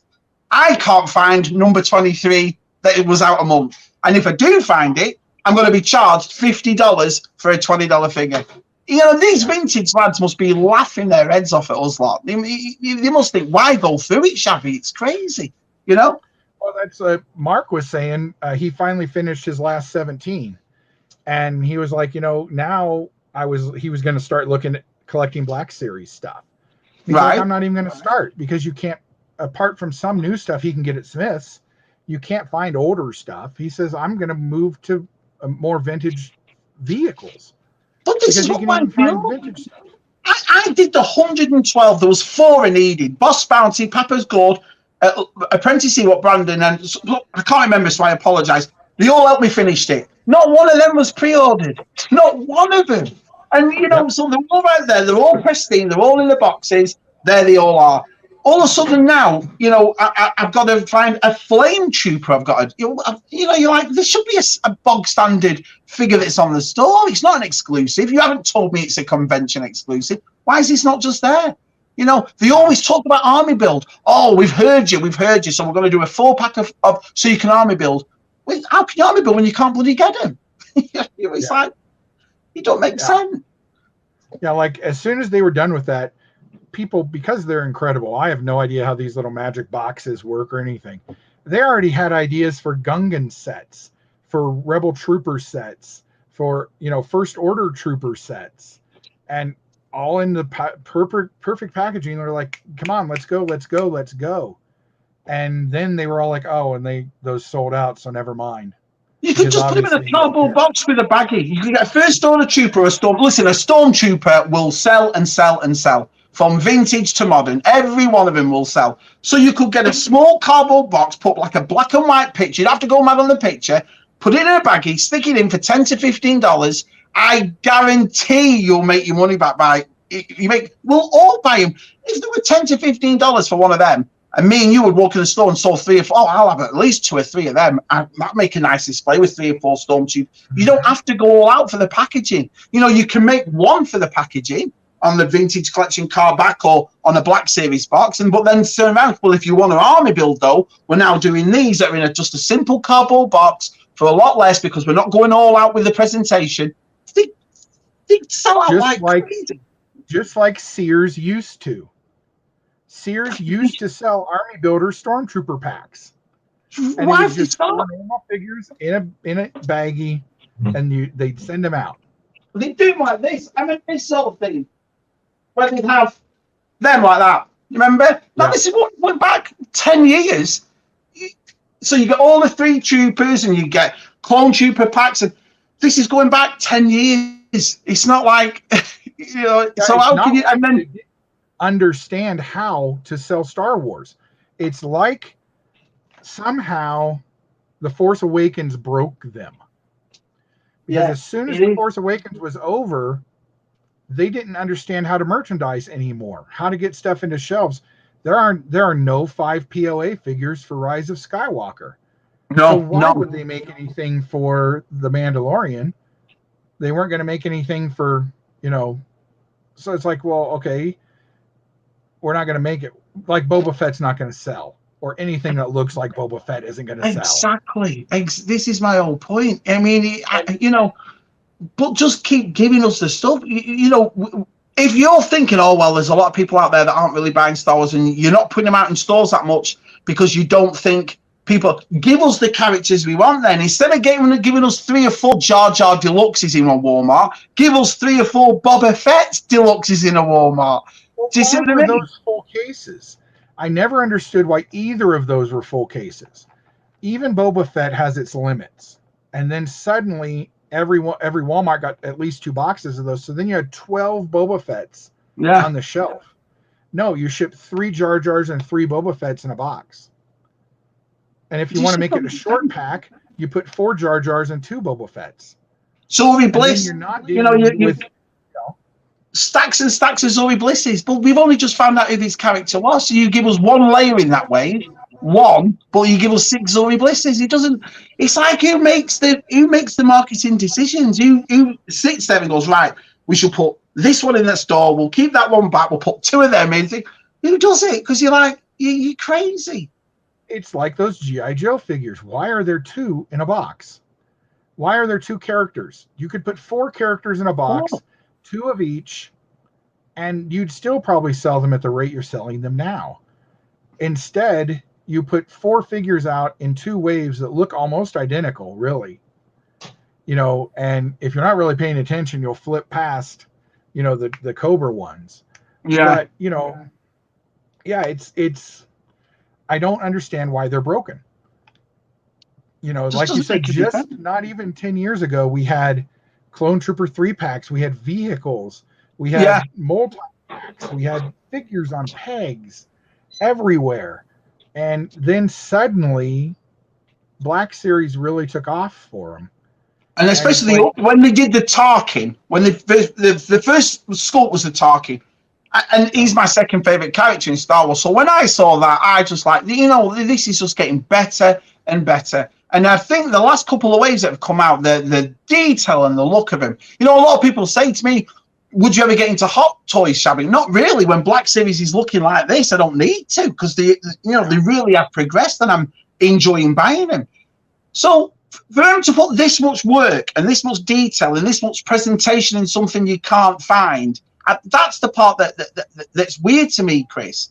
You know, it's like me trying to sell you a car right now and it's got 5 wheels and it's sleek and it's 500 horsepower and all that, and everyone and then you'll go, right, I'll be definitely buying that tomorrow, and then you can't find it. You're like, well, where is it? Well, no, we've made it. Yeah, but where is it though? Well, it's online. Well, I'm not paying $60 online. Well, it's on our pre-orders. Yeah, but your pre-orders are sold out. Well, that's the part, you know. It's like, where do I go? You know, I would like to watch these events, Chris, and then them turn around and say, right, on September the 7th, your shop's been just like they did for Star Wars Fun Day, which wasn't 10 years ago. Like I said, Krista, it was 5 years ago. Then we'd all get up. I'd phone you. Oh, Chris, what did you get today? Oh, Shabby, I managed to find this, this, and this. What did you get, Shabby? Oh, I got Han and I got... them days are gone. Because now all we're doing is going... Fun of those, we're standing in line outside talking to other fans about what they were going to buy and what they were hoping. Exactly. But now on your comments on YouTube, all you get is, how did you find that? Do you know what I mean? Where did you get that from? You lucky, you know, and that's all you get. It's never people saying, oh, yeah, I got that too. And then you compare it. Oh, we'll come on FaceTimes and you show me mine and I show yours. And what? It's like you're watching YouTube now to see what other people have got. You're not watching YouTube to see what you can get hold of. You see? It's baffling. That's pretty much what it is. And I watch Nathan and I watch Sleeping and a couple other guys to see what they've got. Yeah. The East Coast, you guys seem to be getting more, but then you're not finding anything. No. It's very spotty how distribution's going. Mm-hmm. And I mean, literally, I drove to Kansas the other day to try and hopefully find more stuff. I found a little bit, but nothing super new. So next week I'm going to Wyoming and maybe Nebraska in a round trip to come back. Why should I have to go to another state when I have 16 Walmarts in my city? This is what I mean. You know, it's like you have to go somewhere else. You know, I always watch G-Force's videos because he lives around the corner from me with a fine tooth comb. Or like when I found the G.I. Joes, the first thing I said yesterday was, G-Force, this is where they are. Do you see what I mean? So at least I can tell, you know, G-Force where to find them. But you're exactly right. Because you're having to get in your car and travel to all. I mean, Walmart's massive. And all we're talking about in these places is a small aisle that big. What you got to do is fill it up.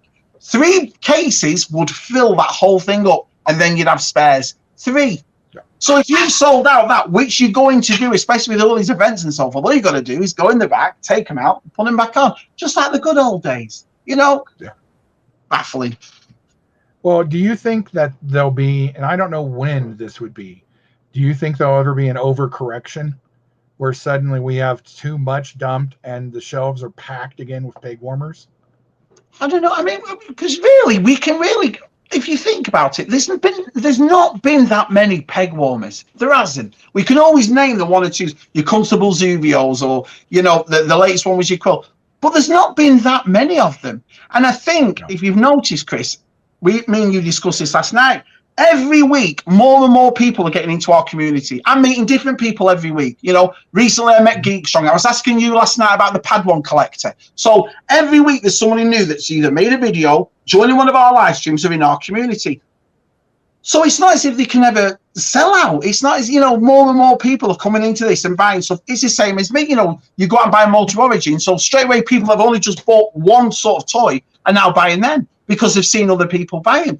I've been buying the 86 Studio Series Transformers because I saw Papa Gordon. I thought, oh, that's awesome. Look at the way they... Do you see what I mean? So I've still never found that new slag. Have you seen that? No, slag I haven't. Yet? I've not seen it once. Yeah, it's on videos, and I'm like, I go to a couple Targets every few days. Nothing. But there's the thing too. It's Hasbro again. This is what my point is. I don't understand another excuse people say to me, Chris, is, well, Shabby, the Star Wars license costs Hasbro a fortune. Right, but G.I. Joe doesn't because they own it. Power Rangers doesn't because they own it. Transformers doesn't because they own it. Where are they then? You'd think you'd pump more of that stuff out. It's over the fact that to pay for this bloody Star Wars license. And you never see them either. And that's the thing. I like to watch people's videos, Chris, and sit there and say, bloody hell, look at what 1,000 Skulls just got. I'm going to go tomorrow and look for that. I've done that loads of times. When people have bought a Jada. I remember the Jada car. I think Darth Mark got it months ago. Oh, that looks awesome. I'll go and get one of it. So you always learn off other people's, video. Bosk's Bounty's the best for it. He'll show me his vintage collections, and I've got to get one of them. But he's going out and finding that. And it's disheartening when you've worked all week. It's all right sitting there, but you sit there and you press pre-order and you go, oh, great. Oh, when's it coming, Shabby? June. Where's the fun in that? There's no, And I have to make a spreadsheet, or I will forget what I have pre-ordered. Like I did pre-order several of those carbonized figures and stuff from Amazon. And I had to go and put them down because if I don't, I'll forget. Yeah. And if I see them in store, I'll buy them right away and then I'll cancel my pre-order. But if I don't, I'll have a tendency to accidentally. I'll be on Big Bad Toys one day, and they'll have like a case of them, and I'll be like, "Ooh, I'll pre-order that case. At least I'll get a case that I can, send them out to other people who need them." And they made a big deal about this time that they were going to sell them as a case, the vintage collection as a case. I was like, well, you could always do that from Big Bad and Entertainment Earth. Yeah, you could just buy a whole case, and G-Force has got a good point here. The sequels didn't give us a lot to work with, and so they fell back to what they know works, the original trilogy. And I think we were talking about this on Peg Warmers too. You can't just walk away from 33% of your movie set. So they make nothing for the sequels except for Dark Ray. Yeah. Basically nothing for Rogue One anymore. Now we've got stuff coming out this year because of the anniversary, but it's really repacks. There's not new figures. There's some new stuff you could do from Rogue One. There's nothing from Solo. So you've got five of the 9 movies, or 5 of the 11 movies you're not even making stuff for. That's, and I kind of count the Clone Wars along with prequel stuff and the Bad Batch. That's all prequel-y era to me. But you can't just walk away from 7, 8, and 9 after those guys did so much work on those prosthetics and the effects. You could make some stuff from that and people would buy it because A, we're stupid, and B, we're completists. We're completists. So that's why I bought them. That's why I bought 5 or 6 new figures from. You could put out a whole wave that is something new from Rise of Skywalker, something new from Last Jedi, and something new from Force Awakens. Where's my 6-inch Ulan Plot? One of the best figures I think the Black Series ever did. He's in my top 3. Is the Jaina Solo figure. That Jaina Solo figure represents to me what Star Wars is all about. It's a young girl. She has the same smirk. They got that smirk on her sculpt, just like her dad's. Perfect. Black X-Wing helmet. Black X-Wing outfit. purple lightsaber, a dad's DL-44, and everything that represents. And that's the thing, that was a Legends figure. Now, the only people that made it Legends was Disney. We didn't make it Legends. You know, to me, Jason and Jaina were always Han and Leia's kids, you know. But the way that figure looked and what it portrayed of the stories of Star Wars, I just absolutely loved it. But then you get a Zori Bliss figure, which the actual costume is awesome. But the character was a joke. It was it was so rushed and so quickly done, and like everything worked for her. It didn't make any sense. Why did you get somebody as pretty as her and never have her take her helmet off? Baffling. Just, you know, and then you throw in this hurry up love story between her and Poe so that people will stop thinking that him and Finn are gay or something. Who the hell cares? Who cares? Exactly. Those two guys had better chemistry together than anyone else in those 3 movies. But they actually seem to like each other and like acting with each other. It could have been fantastic. It's like I've always said. Look, the only thing I take away from John Boyega in those 3 movies is him just screaming Rey all the way through him. Screaming Rey, that's all he did. You know, there was no level. And when he first started, he's on that desert and he's taking his stormtrooper outfit. I thought, oh, this is cool, man. This is awesome. A stormtrooper that's defect. We've never had this before, you know.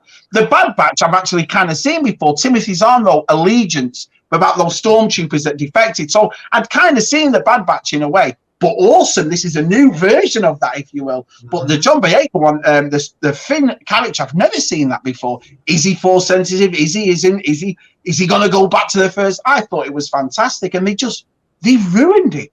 Absolutely ruined it. I was like, wow. Do you know what I mean? And I had the unfortunate that I read a book before that movie, and that gave me all of Finn's background information, and they threw it all away. I've got that book. I know exactly what you mean. It's like, why would you do that? You made him a janitor. Now, and I know they didn't do this on purpose, because if they would have thought about it for a second, they wouldn't have done it. You take the one black guy and you make him a janitor. No, you know, that's, you know, if they would have thought about that for a second, it wouldn't have been allowed. It's the same as Rose Chigolo. You put your first age, and my wife, as you know, is Asian, so I've got girls that will look up. But she's such a pretty girl. Listen, she's got a great personality in real life. You made her look like a bag woman in this. You know, the story you gave her and the look you gave her. You know, it's like her costume for that moment made absolute sense for her role on the ship. She's an engineer. She's supposed to be down there. You don't want to get all your stuff all mucked and stuff. You're going to wear that outfit. But then let her change a couple minutes later, and don't have her be this. The forced love stuff in these movies just drove me insane. Yeah, I don't get why they think Rey and Kylo should be a thing. Well, why did they kiss at the end of it? That didn't make all the way through it. They hated each other. I never got a wince of they loved each other, not once. And yet they're kissing at the end of it. And when he met her, was tortured her. He met her day one and was like, yeah. I know. It's crazy. She's all like, no. Well, maybe. What? I know. No. And then you also, go all out. Oh, yeah, we'll have this, we'll have that. So it's crazy. It's like I said, I talked about that Jana figure before from the Rise of Skywalker. And she had the bow and arrow, the hair. She was an awesome figure. But it didn't sell, and it was pegged warmed over the simple reason a character was bad, which is a shame, because you look at the actual Black Series figure, it's one of the nicest figures for a female figure that's come out. I think it's perfect. Well, and John is a good point here. And I said it last night, I don't blame Hasbro for what went wrong with The Last Skywalker and Rise of Skywalker, The Last Jedi, I mean, because Lucasfilm didn't tell them what was going on.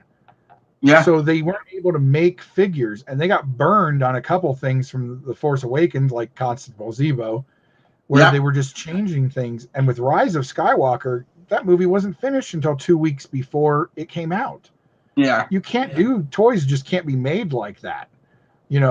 Sure, if the guys are like, oh, my 3D printer can, can your 3D printer make like 4 million of them, put them on packaging and get them in stores in 2 weeks? But so I get why Hasbro kind of walked away from the 5.0 for Rise of Skywalker, because they weren't being given, even the costume stuff they saw was wrong. Yeah. And so all they would have done was put out a whole bunch of figures that wouldn't have had anything to do with the movie that we got. It's funny that because the whole yeah, but that's the thing. The whole history of Star Wars is 5POA. That's what we all started from. You know, we've all got our vintage figures, and we all, you know, look at it and admire it and so on. I bought all the Force Awakens, like I said. I bought all the Rogue Ones. Did I buy Solo? The Last Jedi? Didn't touch him. Didn't touch him. And for the simple reason, I didn't mind Solo. It was all right. But The Last Jedi left such a bitter taste in my mouth. The last thing I wanted to do was promote that movie, and it just put me off. Now, the Black Series figures, the vintage collection of them, of course I'll buy them. You know, that's what I'm into. But I didn't want to spend any more money on 5POA, which is weird for me because I've collected Power of the Force, the original one. I've always liked 5POA, but yeah, you get any of them. You don't have to. You can go over to Five Below and still pick up Last Jedi figures for $5 or less a piece. Well, did you ever pick up those Resistance figures? You remember the cartoon, The Resistance? Yes. I got them all. I got them when they first came out. They were awesome for 5POA figures. The bright, the vibrant, the colourful. And gone. Yeah. Made one wave, and that was it. Yeah, what was it? 8 figures, I think. 2 packs, and the rest of them were... Yeah, a couple 2 packs and like 5 on card. Yeah. Like, that's why. Yeah. And that goes back to too much stuff coming out at once. So in 5 years, you have 5 movies plus the Clone Wars was still going, Rebels was still going, and Resistance starts. Well, so Resistance was a weird one, though, because we were putting Resistance on, if you remember, at 10 o'clock at night on a Monday. And it was aimed at children. It was a children's, you know, a bit more... So it's 10 o'clock on a Monday night on Cartoon, I think it was Cartoon Network, XD or something, wasn't it? And that's when it was on. I was like, weird. You know, but yeah, but I think that if they would have kept a single package for at least 2 or 3 of the movies, that would have saved it. Because when you went into a Walmart, you had Force Awakens, Rogue One, maybe some Last Jedi stuff, all hanging together in the same section. And you know, if they'd have kept it, you know. This one I pulled, this is from England. I don't think they ever did this over here because it and I wanted it because it came with a holographic Maz Kanata, which is that right there. Oh, I don't think I have that set. No, I don't think they have this in America. Or if they do, they might do now, but they didn't have it at the time. But there was a place in England called B&M Bargains that was selling these for $7.99 with all those figures in it. So I managed to get our Simon to get me one. But it has that holographic thing. So 5POA has always been special in my art. You know, I just like the look of it. So yeah. Well, exactly. Like Jonathan, where's my Cobb? Where's my Frog Lady? where is that stuff? Well, you'll get it next year. This is the thing. That mud thing would have been cool if it came out 6 months after the first season of Mandalorian. We would have gone, oh, yeah, that's awesome. But hang on a minute, where's the mud horn to go with that? You know, yeah, granted, you'll probably keep it on the card because it's a credit collection, but no, that one isn't. It's in a box, isn't it? So where's the mud horn? Oh, you'll get that next year. Why? Do you know what I mean? If we decide. You'll get it in a fleet missions thing. And you can't tell me you don't do it because, like we've just discussed 3 or 4 times now, Chris, you had all the Force Awakens out 2 months before that movie came out. You know, you had it all out, you know. So you can't tell me you can't do it. You can do it. Well, and it's not like you're really, apart from, say, Luke Skywalker coming back, which a lot of people had already figured was happening anyway. And anybody who says that when they saw that X-Wing, they didn't know what was going on is lying to you. Yeah, it was Luke. I said it from the beginning, it was Luke. It had to be Luke. Yeah. And apart from Luke and, say, the Grogu, yeah, they haven't been able to keep anything secret. We knew the Emperor was coming back because he was in the damn trailer. You know, we knew, you know, Leia. We knew that Leia was going to have to die because she did pass. Yeah. You know, it's not like you couldn't put this stuff out in September like they did for Force Awakens, and we weren't going to go see the movie. Of course, we were still going to go see the movie. If you would have brought Baby Yoda out 2 months before we watch it, right, we'd all go, what is this? And we'd all be making YouTube channels. I'd be on 1,000 Skulls going, I think it's Yoda coming as a... No, I think it's a clone Yoda, Shabby. No, we wouldn't have not... Oh, well, no, I know Baby Yoda's in it. I'm not going to watch The Mandalorian. Of course we would. You know, that leak for the Spider-Man trailer last week, that hasn't put anybody off going seeing Spider-Man at Christmas. Do you know what I mean? So, it wouldn't put us off at all. To completely change all of a sudden, did you see the Hawkeye trailer today? Yeah, I did, and I loved it. I thought it's that Christmassy look. Felt like Die Hard. To me. It did. Yeah. Yeah. So, now we've got Die Hard and Lethal Weapon and Hawkeye. There's some great Christmas movies. Brilliant. I'm all for it. That come October, the Marvel guys are going to show us Hawkeye figures. This is what I mean. It's like we're getting What If now, and I've already seen the Hydra Stomper. I've already seen, and that gets me, who doesn't collect Marvel Legends, going, oh, I want him, because I'm in the experience now. The episodes are on, the figures are out, so I haven't had time for it to die off. Like I said, if that Mandalorian would have come out 2 or 3 months after that episode, I'd be like, oh yeah, but not nearly 2 years after. I'm like, no, all right. Do you know what I mean? Yeah. You've got to hit the now. You've got to hit it straight away, especially for us collectors. We spend a lot of money on this stuff. We don't just go out and buy one figure a month, do we? Do you know what I mean? So, yeah, they had a full year, and I always thought that I didn't want Carrie Fisher back. I didn't want any leftover footage used. I didn't want a CG version. What I wanted was the crawl to say, it has been an incredibly tough battle for the Resistance against the remaining First Order fleet. They have lost many great leaders, including General Organa. Yeah. And you could have opened like at her funeral or something right around that time to give her the on-screen goodbye that we'd all want. But exactly. What they we don't gave me understand. was, just... she just, oh. Same as Luke, that's how Luke died, though. Now? Same thing. I know it's... Yeah, Luke is like, well, I'm done. You heard me say it on my streams, that broke my heart. I have never come out of a Star Wars movie ever just bewildered. What have I just watched? Because we go into these with so much anticipation and so much excitement, and the way they portrayed it, your Han, Luke, Leia, Lando, this is going to be brilliant. It wasn't what we wanted, was it, really? So, I understand they have to change a couple of things, and people say, well, it's not because of what I wanted. Yeah, but I also wouldn't have fixed something that wasn't broken. Do you see what I mean? That's the way I look at it. So, yeah. Well, and there's we could do a whole 2 hours on just the plot holes in the sequel movies, and how none of it makes sense at all. Yeah. But the way they dealt with Luke hurt a lot of guys our age. Oh, because we grew up with Luke Skywalker as somebody who, to me personally, Luke was somebody to look up to because he never gave up on his family. Yeah. His dad was a homicidal, Hitler-esque character, but he saw good in him, and he knew he could reach him, and he could help him, and he could save him. That Luke is not the same Luke that stood over his nephew and was going to slice him in half. You get him on the X-Wing, you've got Obi-Wan and you've got Yoda turning around to him, the two wisest of all Jedi, saying, don't go, you're not going to win. He's too strong. But he had to go to save his friends. And he just said he understood what they were saying, but he was going anyway. And then, like what you just said, Chris, then the very next time we see him 4 years after, he's over a teenage boy ready to kill him. I think we all just went, what are we watching? What are we watching? How was he going to explain that to Han and Leia and Chewie?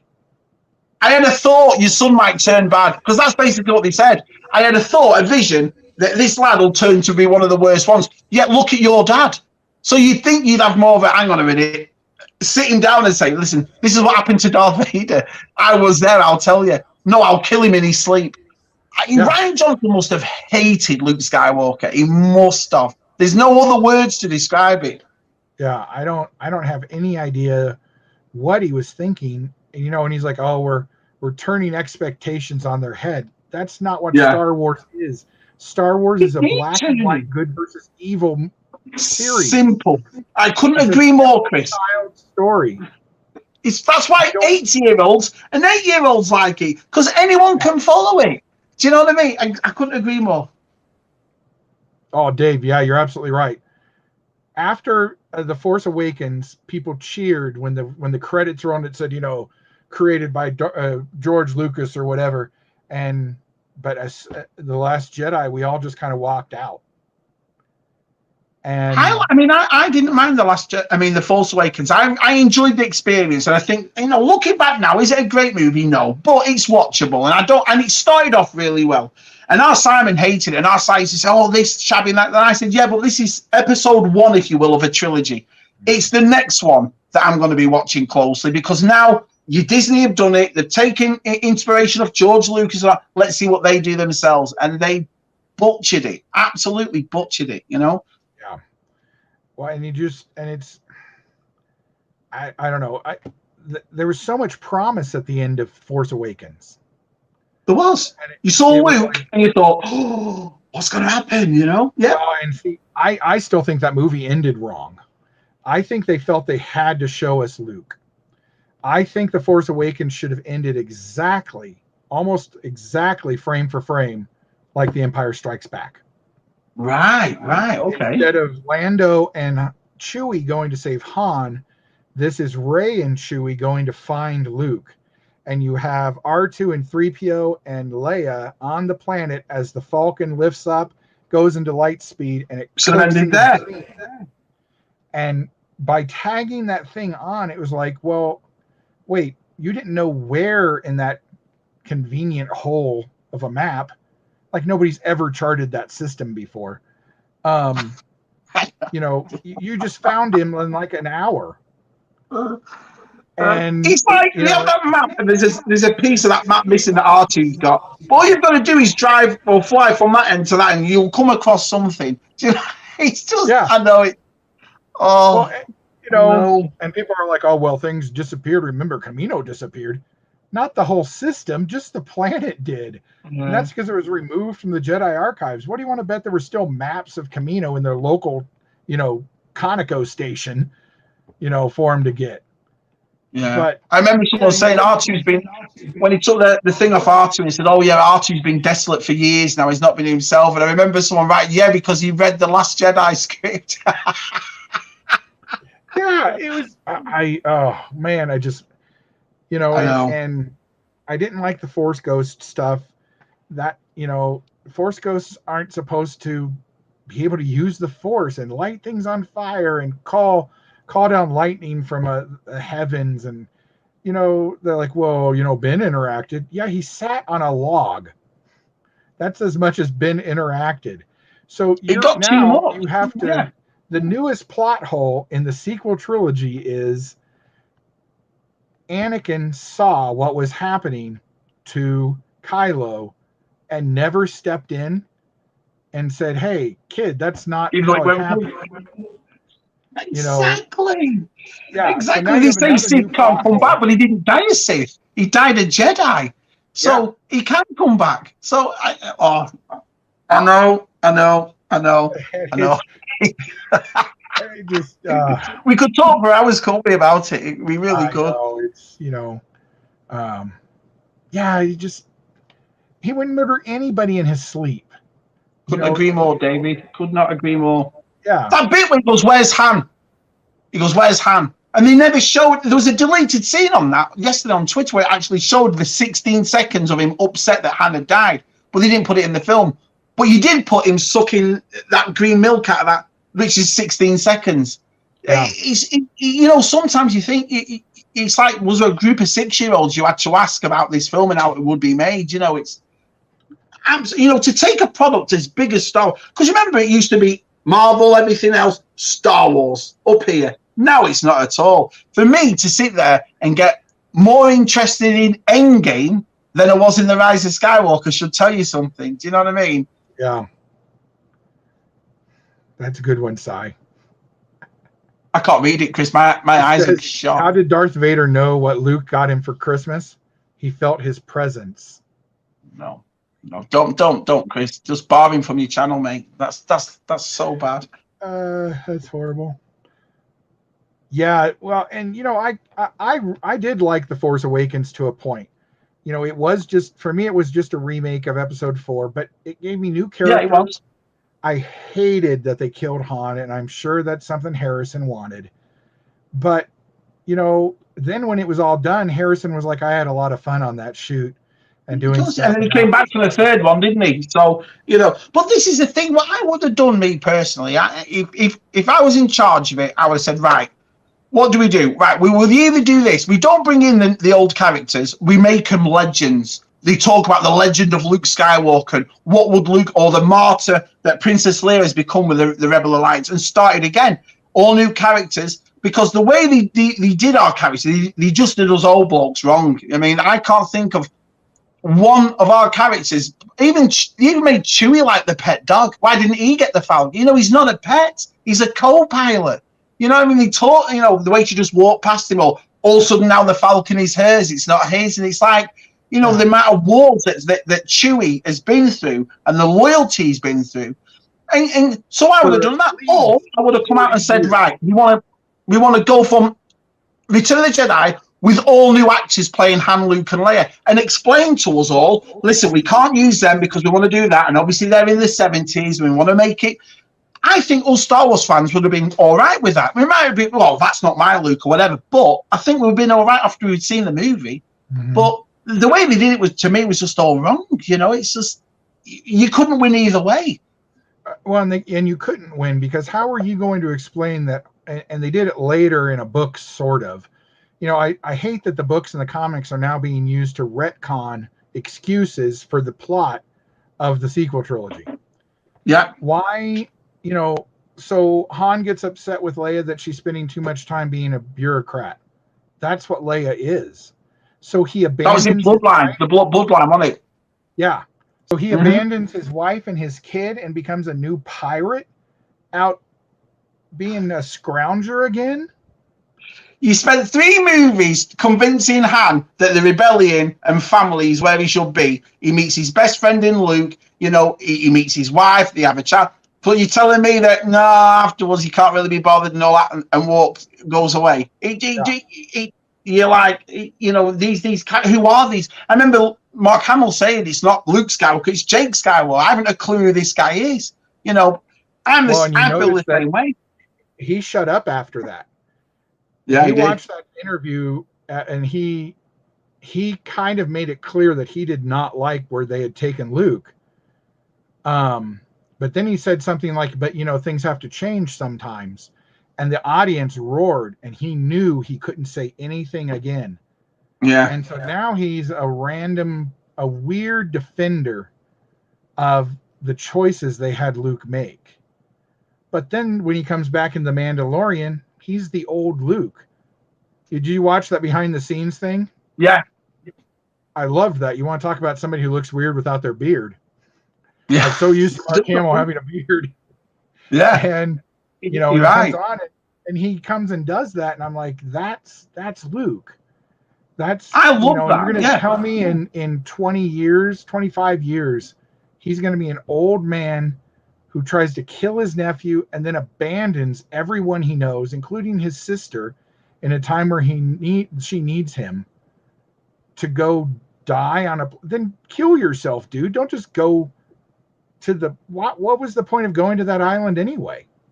Even Yoda wasn't Yoda. Yoda was the performance he put on when he first met Luke. Laughing, joking. It wasn't Yoda to me, Yeah. And you think if Luke was struggling with the Force, Yoda wouldn't start telling jokes. He'd say, hang on, let me explain to you what's going on. And even that baffled me, Chris, because I thought, you're bringing him on for like a laugh, and look who it is, but you brought the wrong Yoda in. You didn't bring our Yoda in. I was waiting for him to poke Luke and say, waka waka. Exactly. It's like, it's like the start of it. I've got a message from your mum. What? What? It's Star Wars. It's like, I don't know. But there are people out there that like it, and I'm glad we're having this conversation about this, Chris, because usually you get people that get dead mad about it, and I don't get mad about it. You know, I understand there are people out there that love these movies, that cherish these movies. You know, to some generations, this will be their Star Wars. So I'm all for that. These people that went hell bent on trying to ruin it and saying they're gonna never watch Star Wars again, and they've missed out, because you do get things like Solo, which I think is a good movie. You do get The Mandalorian, which is, I think, everybody's favorite, isn't it? So, you know, I'll never turn my back on it. But I think they should learn from this. Definitely, they should say, right, I think The Mandalorian proved that, didn't it? Really, you know. I think they've figured out that they can't. Star Wars is not Marvel. No, it's not. Marvel No, it's not. Can hold having 2 or 3 movies a year. Star Wars cannot have a movie every year. It needs time, because we need to build up. We need to understand what's going on from the last movie. We need to play with our toys. We need, you know, I say this all the time. There are 96 3.75 episode 3 figures. Sure is. Because they released them over a 2-year period, and they didn't even know that this was going to. And then once the repackaging came in for the 30th anniversary and stuff, we got other stuff. Mm-hmm. And so, you know, you can't tell me they don't understand, but they need to learn that Star Wars needs breaks. Like, I think the breaks they're giving it now, because they're completely separate things, are good. The Bad Batch having this break before in 2 weeks is when Star Wars Visions comes out. Star Wars Visions has nothing to do with anything. And then we have 2 months before we'll see Book of Boba Fett. Yeah. Then we'll have another 2 or 3 months before Bad Batch Series 2, and then Cassian will come out. Mm-hmm. And they're all in different times, and they can hold, now that they've figured out that they can put all this stuff on vintage cards, they can put stuff out for it, and it'll have one voice. Between the Black Series and that, it now has one voice it speaks in, instead of 5 things screaming at you from peg hooks of different colors. And what movie's this from? And wait, why is there a Rogue One Darth Vader figure? Oh, because he was in the movie. Well, then why is there a Force Awakens Darth Vader? He wasn't in the movie. And look, why is the Emperor on a Last Jedi card? What? Yeah, most of Rogue One 5p away was from the cinema line. You know, we had a Bespin Luke in the Force Awakens line 5p away. So I understand what you mean there. They had to fill some of them in. But I think we should just keep it as the way it is. Vintage and Black Series. One of the things I don't really like about the Black Series is they're doing the Clone War packaging on only 4 figures. They're doing the Power of the Force packaging on only 1 or 2 figures. They're doing the Episode 1 with the Darth Maul on 1 or 2. I don't like that. I like all mine to look the same. Do you see what I mean? I don't like 1 or 2 different. So, but they have to repack them, don't they? I suppose, on different cards. Yeah. Well, and Dave's got a good point. I mean, what we don't like is the things we loved being made. I don't know if made fun of is a good analogy, but like I actually didn't mind Indiana Jones and the Crystal Skull, because I'd already read a couple books about his missions with Area 51 and a couple other things, and it made absolute sense to me that he would move from being a Nazi fighter to being a Russian Soviet fighter, and the next step beyond that was 60s sci-fi films. Yeah. And so how Indy worked made sense. Mutt made no sense. Yeah. Indy doesn't have a son, he has a daughter. And we've known that since 1991 in the Young Indiana Jones Chronicles. G.I. Joe Rise of Cobra didn't go crazy enough. I think the problem with the G.I. Joe movies is they try to make them too realistic. They should have went full bore, had Shipwreck in his outfit, same as always, had Barbecue in his outfit and Outback in his outfit. It should have looked like the cartoon. Yeah. And that's where I think they went. Now, Michael Bay's Transformers, that is another 2-hour rant, because really there's only been one Transformers movie, and that was in 1986. I love that movie. That's what got me to collect the 8 I actually really liked Bumblebee. Yeah. Although the War for Cybertron, Chris, are you enjoying that? The War for Cybertron. I need to finish it. I'm now to the point where I need to start the animal one, the new one. I haven't started that, but I actually did kind of like those. I didn't like the way Prime was portrayed, because he just made a whole bunch of stupid decisions that Prime would have never made. A little bit weak in it, yeah. He was just a touch weak in it, yeah. Very weak, and he didn't want to tell people his plan, and he didn't. These are people. There's like 8 of you left. You need to trust somebody, Prime. What did you think of Revelation, Chris? I've watched Revelations 3 times now. I love the animation. I like it a lot. I think the voice actors did a pretty good job. I think, again, it's a character problem. Tila would have never made those choices. Tila would never have walked away from her family, her father, the king, her responsibilities. Nothing like that. Because if you think about it, we're thinking about, it's Motu, it's from the 80s and whatever. From Tila's point of view, He-Man can't be more than about 4 or 5 years has she known him. Because it's not this 30-year thing. Adam is still basically in his early 20s. So exactly, he can't be more than 25 now. Yeah. So this big revelation of, he's Prince, you didn't tell me, and how could you? Now I'm going to throw my life away. Well, wait until she finds out she's the sorceress's daughter. She's really going to flip out. It was just, to me, it was like the Aftermath books. Chuck Wendig did the Aftermath trilogy, and when it first came out, you saw the Death Star, and it said Aftermath, and the synopsis of it was about the characters and everything just after Return of the Jedi. So automatically up here you go, oh, it's Han, it's Luke, it's Leia, they're doing this, they've made a trilogy of it. But then you read the book. Now, the books are good. I like the Aftermath trilogy. Are they brilliant? No, but I like them about Snap Wexley. Nora Wexley is a great character in those books, and how she marries Wedge and how he brings into it. But you're sold on a false product straight away. And that's how I thought of Revelations. You're showing me in the trailers, it's He-Man, it's Skeletor, it's He-Man. And if you would have come out as a Motu fan and said, well, no, we're actually doing Tila's story. This is what we're not going to tell you the story, but something happens to He-Man. And I don't think any of us have got an issue with it because the story is good. The art is unbelievable. I don't agree with what Tila would do, though. I'm the same as you, because there's a few things that it's like Adam, she's meant to be close to Adam, and Adam's just died, and so she falls out with his family and leaves. You'd think she would have supported and been there for his family, then left to do the mission and to say, right, let's find out what happened. So some of it didn't make sense, but I didn't mind it. But again, I was sold on something that I wasn't getting, and that's what I think upset a lot of fans. Well, and I also think it wrapped up too fast. It did. It's the whole hero's journey thing, and it's Tila's hero journey, and I'm fine with that. Tila needs to understand the choices she made were wrong, and she learns from them. She comes back and is stronger than ever, and is able to fight the new demigod Skeletor without He-Man, because he's going to be down for a little while. But you can't do that in 5 20-minute episodes. Well, the next 5 is going to be about Evil Lynn. Apparently, she's going to be the protagonist of the next ones. So and honestly, her and Orko had the best bits in that series. The best character development, and they made Orko a likable character.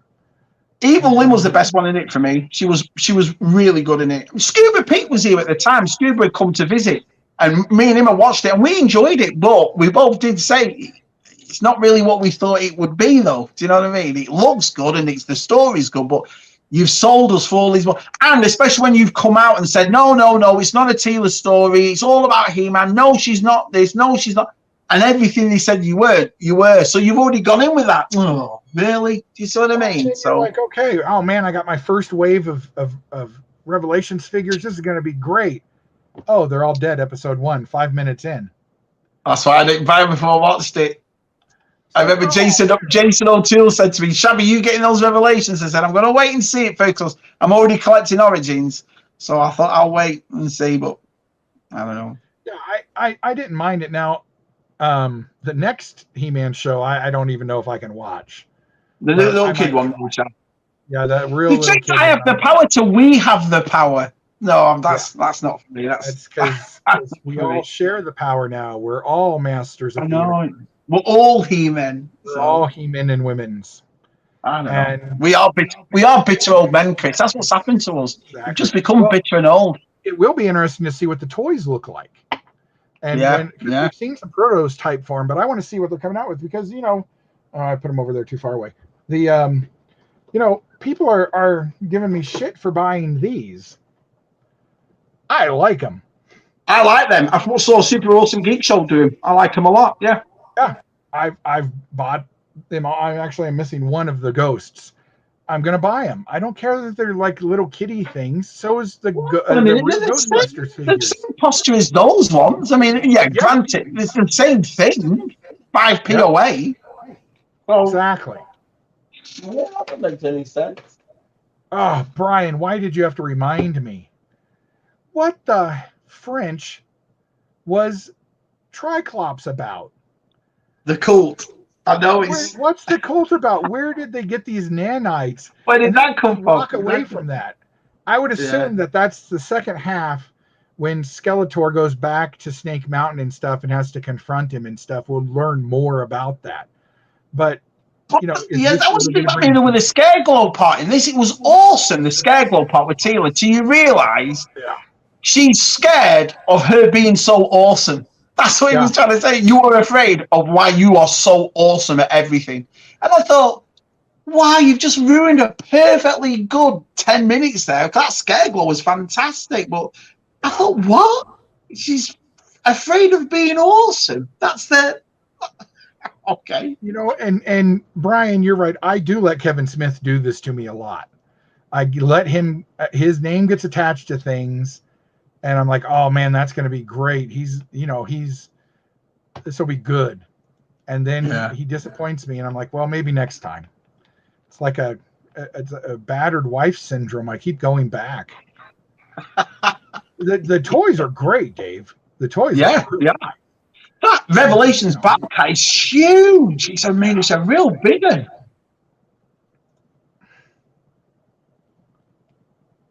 Yeah, Smith kind of walked away from a little bit. Well, you're never going to make everybody happy, are you? And like we were saying, I don't care that, I just don't understand why people like the sequels. Because a lot of them are these Zoomers that go to the Rey Kylo thing, and I'm like, but he beat her. He was incredibly mean to her. He killed her foster father that she just met and really liked, blew up 5 planets the day they met. Leia died because of him, apparently in the story. She used that much power that Luke had died because of him. Leia died because of him. Yeah, they're kissing at the end of it.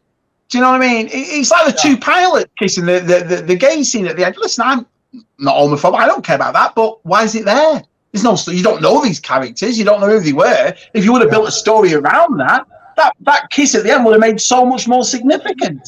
Kiss at the end would have made so much more difference if it was Poe and Finn. Poe and Finn, exactly. But just to think, we'll just shove it. It's like these movies. He sat there and said, right, well, let's make everybody happy. So the old school lads want this, the new boomers want that, Generation Z want this, X want that, the LGBT community want, and it's like they were so scared to death of upsetting one of us, they threw everything in. But people use fan service like it's a dirty word. Well, if it's not for fans, who's it for?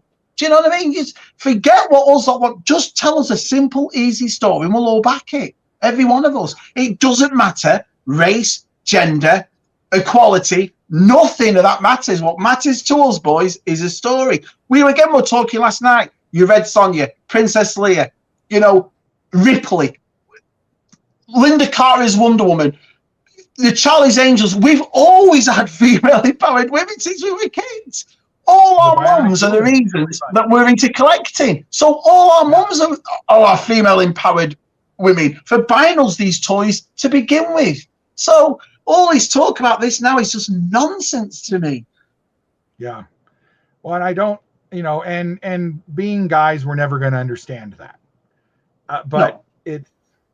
It's just weird to me that somehow people think that we're still living in the 50s, that there's been no change to anything anywhere, as if the 70s and the 80s didn't happen. And now we're just suddenly deciding that there's equality. Well, because it's an easy way to blame us. You know, if you hate something now, oh, you're this. But I'm not, though. I just don't like it. Do you know what I mean? But yes, you are, Block. Now I won my argument, and I don't have to talk to you anymore. Yeah. Hey, Gilster. Jeez. You don't have to do that. I appreciate it, though. Go.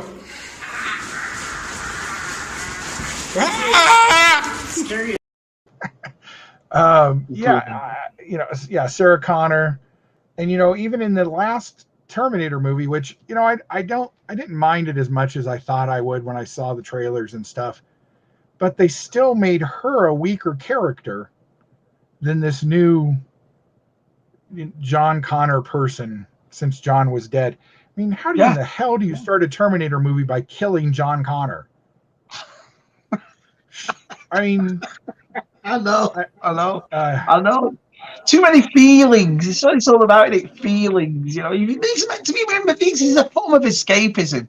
You go and watch these movies. I've never ever once thought about lightsabers and Chewbacca and things. I have always known that it's a form of escapism. It's where I go for fantasy. It's where I go for a good time, So when you see people like Luke Skywalker as a bitter old man who hates everybody and nothing, you're like, well, this isn't, because people give me, but people change, Shabby. People change. Well, it's not real. His real name is Buddy Mark. He lives in California. Do you know what I mean? But he's not a real bloke on Jakku or wherever it is.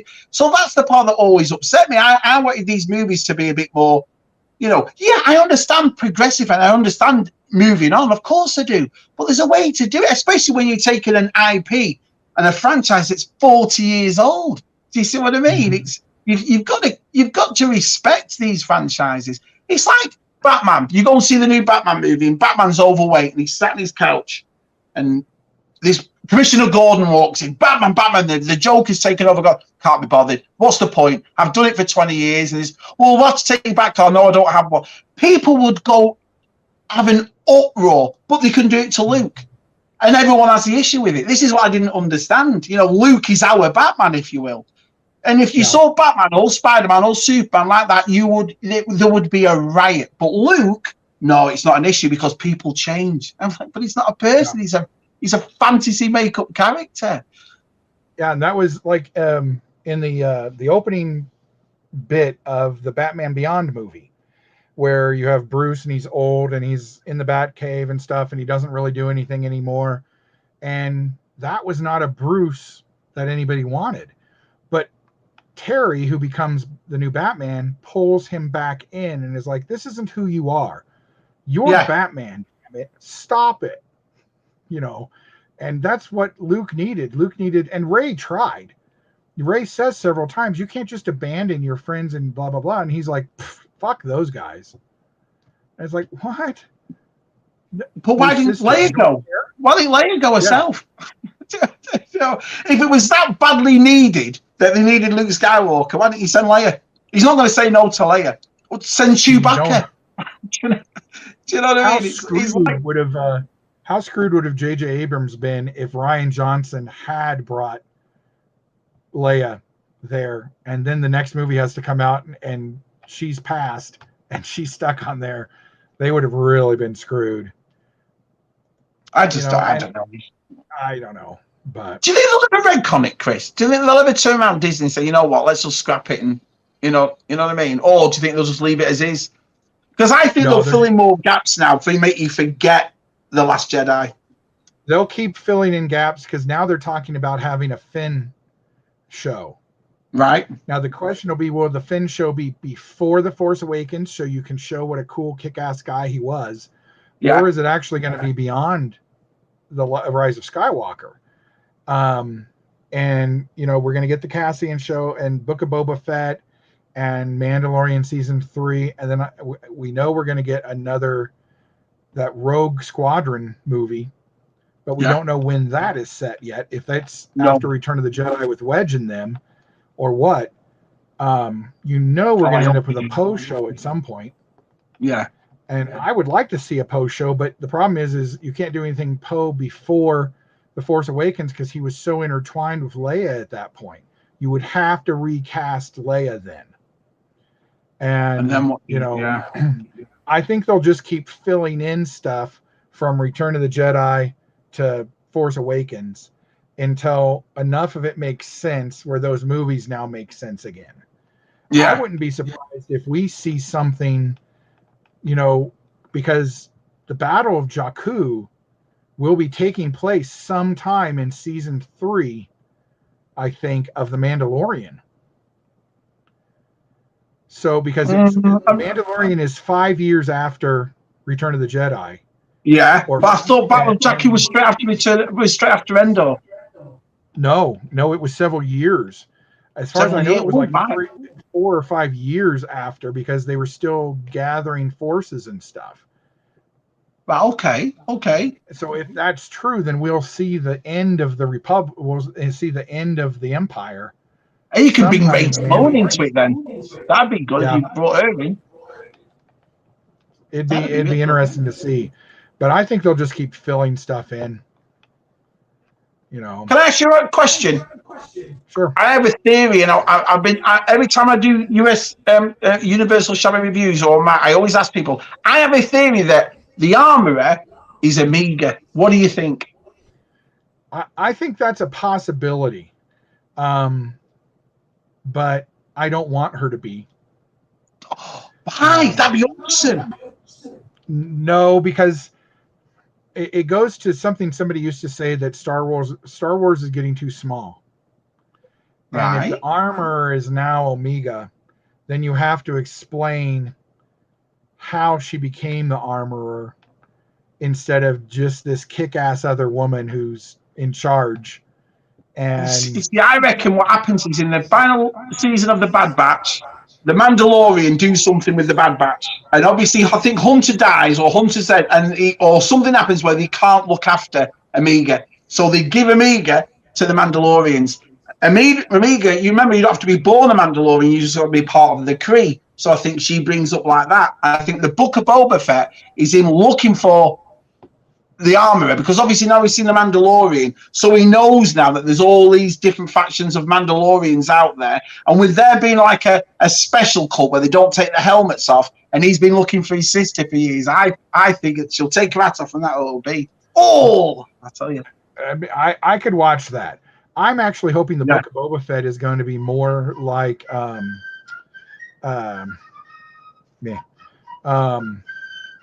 Man with No Name movies that Clint Eastwood did, where he's basically going and settling old scores and also gathering up stuff, you know, because, you know, it'd be interesting to see what his old crew is doing. And we know Rex is still alive. Yeah, we do. So he could be in Book of Boba Fett as well. So it'd be imagine interesting to see. Dengar, there'd be Zuckuss, Forlom. I know this Bosk, unbelievable. Do you know what I mean? Yeah, so you could get the old crew together, and if he's not taking like revenge on people for what happened to him, I'm sure the first episode is only going to be about how he got out of the Sarlacc pit. And that's a good point, yeah, because he killed Bib Fortuna straight away, didn't he? Yeah. No questions asked, just got rid of him. So I think you're onto something there. And who else better to settle old scores then? And I think maybe Cad Bane will come into it to try and someone who he's after might hire Cad Bane to go after him. Do you see what I mean? So, that would be cool. I would love to see a live action Cad Bane, but also that gives us the possibility of Hondo coming in. Hondo, yeah. Because we know Disney's taken on Hondo pretty big, haven't they? So yeah, he's lived all the way through to at least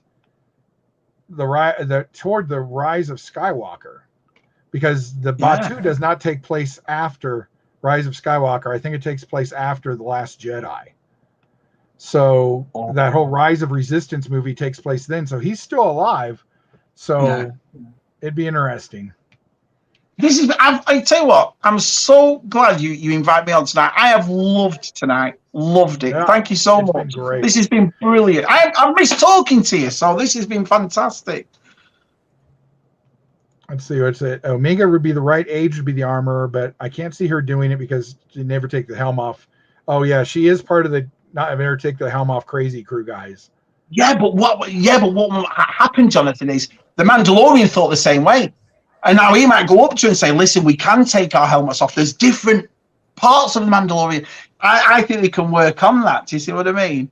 Yeah, you can definitely work on it. Yeah, Book of Boba Fett is definitely, I think, a Western where, Mandalorian is definitely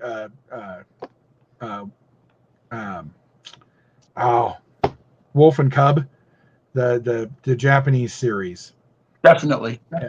Yeah. So I that was for a retcon, that was okay.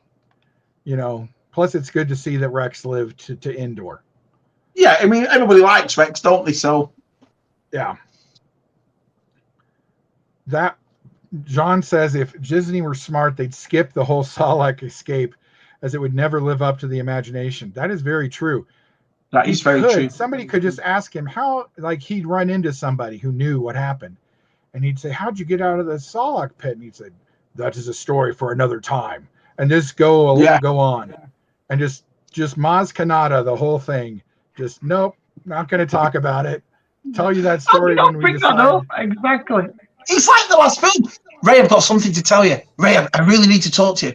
Ray, I've got something all the way through it and never told her. And I the best part of the Rise of Skywalker is when she had that boat and she was in that massive storm to get to the Death Star. Yet she lived on Jakku all her life. So she was pretty good to have that. You know what I mean? It was like, what? Well, it's just like flying the sand speeder sail things. Yeah. I know. I don't know. Hey, what up, Dino? How you doing? Hello, pal. I would. David says Gonk Tales. I'd watch Gonk Tales. I'd watch a whole series with nothing but power droids doing stuff. Yeah. I don't know why they would make me happy. They just do. Gonk. How'd you get out of the Sarlacc pit? I'm Boba Fett. And walk away. Basically. That's enough. I wonder if they will, though. I wonder if they'll show a flashback scene to that. I don't think they will. I agree with Jonathan. I think one of us would go, no, you don't do it like that. Do you know what I mean? So yeah. Well, in the old EU, he did it this way. That's the other thing I hate from, wouldn't have done that exactly. Yeah. Our fan base. I hate when people our age say, "Yeah, but in this book it happened this way." That book doesn't count anymore. You can't. I give Marc shit all the time because he, the whole Forloom Zuckus thing. And he's like, that's Forloom. I was like, nope, sorry. It says right here on the package. It's Zuckus. Yeah. It is Zuckus. I agree. But I want a lightsaber off an Ognot. See, that makes more sense than anything else we've been shown. And now that the Vader, now the Emperor has Luke's hand and can do whatever he wants with it. The Omega figure needs a Gonk droid. It needs not only to have Gonky with it, because we need a Black Series Gonk droid. It needs to come with, what is it, R5 or R4? Her medical droid guy. Make it a deluxe set, and it's 3 figures. I'll pay $40 for that. Yeah, of course you will. Yeah, I agree. Her little bow and arrow thingy, and which I've never understood how bow and arrows work and how laser bow and arrows work in Star Wars, but it'd be cool if Omega would come with medical droid. Yeah, but well, Shabby, I won't hold you anymore. It's been 2.5 hours now. Jeez, I've loved it. I've absolutely flown by. It's lovely always. Honestly, you're one of the nicest blokes in our community, man. And we've followed you since you first came along, and I'm so happy you're still going and everything's up and running. So I appreciate you asking me on. Thank you, my friend. Oh, I feel the same about you and you guys over there. Cheers. Everybody's like, where are you at? About? Aren't you getting close to 700? Me, no, I'm at the moment. I'm at 782. Tez has just gone over 6, which we've well done, and Marc's going to reach 800. So we're all climbing. We're all doing really well so far, slowly but surely. I'm proud of the lads. We're all doing okay. Yeah, I'm closing in on 1,500, and the last 500 were harder than the first 1,000. Yeah, So, it's slowed down for me a lot. I'm lucky if I get 2 or 3 subs a week. But hey, I just enjoy doing it. You know, I've always said that, you know, would I like my channel to be big? Of course I would. But to me, it's this. It's the meeting people, the community, everyone's getting to know each other, talking about toys and stuff like that. The bonus is a YouTube channel to me. So yeah. I was talking to Sleeping about that, and I think I'm gonna, you know, my toy hunts nobody watches them because I don't have anything to show them. So I'm gonna go back to showing my collection and stuff, and talking about the history of toys, and maybe doing a little more than one live stream a week. So we'll see. But you know, till then we'll just keep chugging along. So exactly. There's no rush, is there? You know what I mean? No one's going anywhere. There's no rush. So I'm enjoying it. I really am. You know, every week, like I said to you at the start of this stream, every week we're meeting someone new. Do you know what I mean? So it's like I was talking to you last night, and I said, "Who's Padmon collector?" And I've seen him on Holo Chronicles, and you know, it's nice to have somebody here. Geek Strong's the same way. I said, you know, it's nice to have different people constantly coming in. I love it. It's brilliant. Yeah, I really like him a lot. I'm glad he's kind of joined us over on Peg Warmers for a little while. Very knowledgeable guy, and he's getting into vintage as well, just because you know it's so hard to get anything else. So you know, it's you know, and that's I found that a lot. You were talking about how you've gotten into He-Man and G.I. Joe all of a sudden. Well, that's the because same way. Yeah. You know, you gotta, you know, here we go. Come to think of it, I forgot to put that in the description. So please, everybody, if you haven't already subbed to Shabby, I don't know why you wouldn't. If you haven't, shame on you, first of all. And go over and sub up and make sure, you know. Oh my God, you did Bambino Machino. I don't know, dude. Have you seen Bambino Machino, Shabby? No. He's a monkey lizard that Dino has adopted, who let's say has fallen on hard times, and you know you have to make the money somehow. I like on Twitter where he's got everybody doing this on everything from Papa Gold to Peg Warmers to USR. Everyone's doing it. I think it's brilliant. You know, it's brilliant, and that's what I told him is it's a great idea. Who else has ever taken our collecting community? Who let's face it, I especially, we could all probably lose a little weight. Well, and tied it to you know weight loss stuff and ideas and you know and exercises. It's someone different and new in our what is it in our community, and I like that. It's like when I do a Shabby Dance Friday on a Friday. I just like bringing everybody in and having a good time, and that's what he's doing. So fair play to him. Fabulous, you will really love Shabby. Thanks, Fabulous. I've seen Fabulous around on the live streams and stuff like that, so I appreciate that. Thank you. Yeah, he's a lap dancing. Salacious was not ready. Not ready for that on his birthday. It was. I thought Bob was going to fall on the ground laughing. He just lost it. That's Salacious. I'm so glad he's here. He has me in stitches. Hey, Mule. He doesn't. All he cares about is bringing happiness and joy and community to everybody. It's crazy. And you know, and he does it through, you know, the insanity of the monkey lizards he lives with. Yeah. So, well, all right, guys. Well, thanks for joining us. Thanks for hanging out with us. Thank you, Shabby, again, as always. Thank you. Great, you know, I really got to get some sort of thing on where I try and have you on at least once a month or something so we can get together.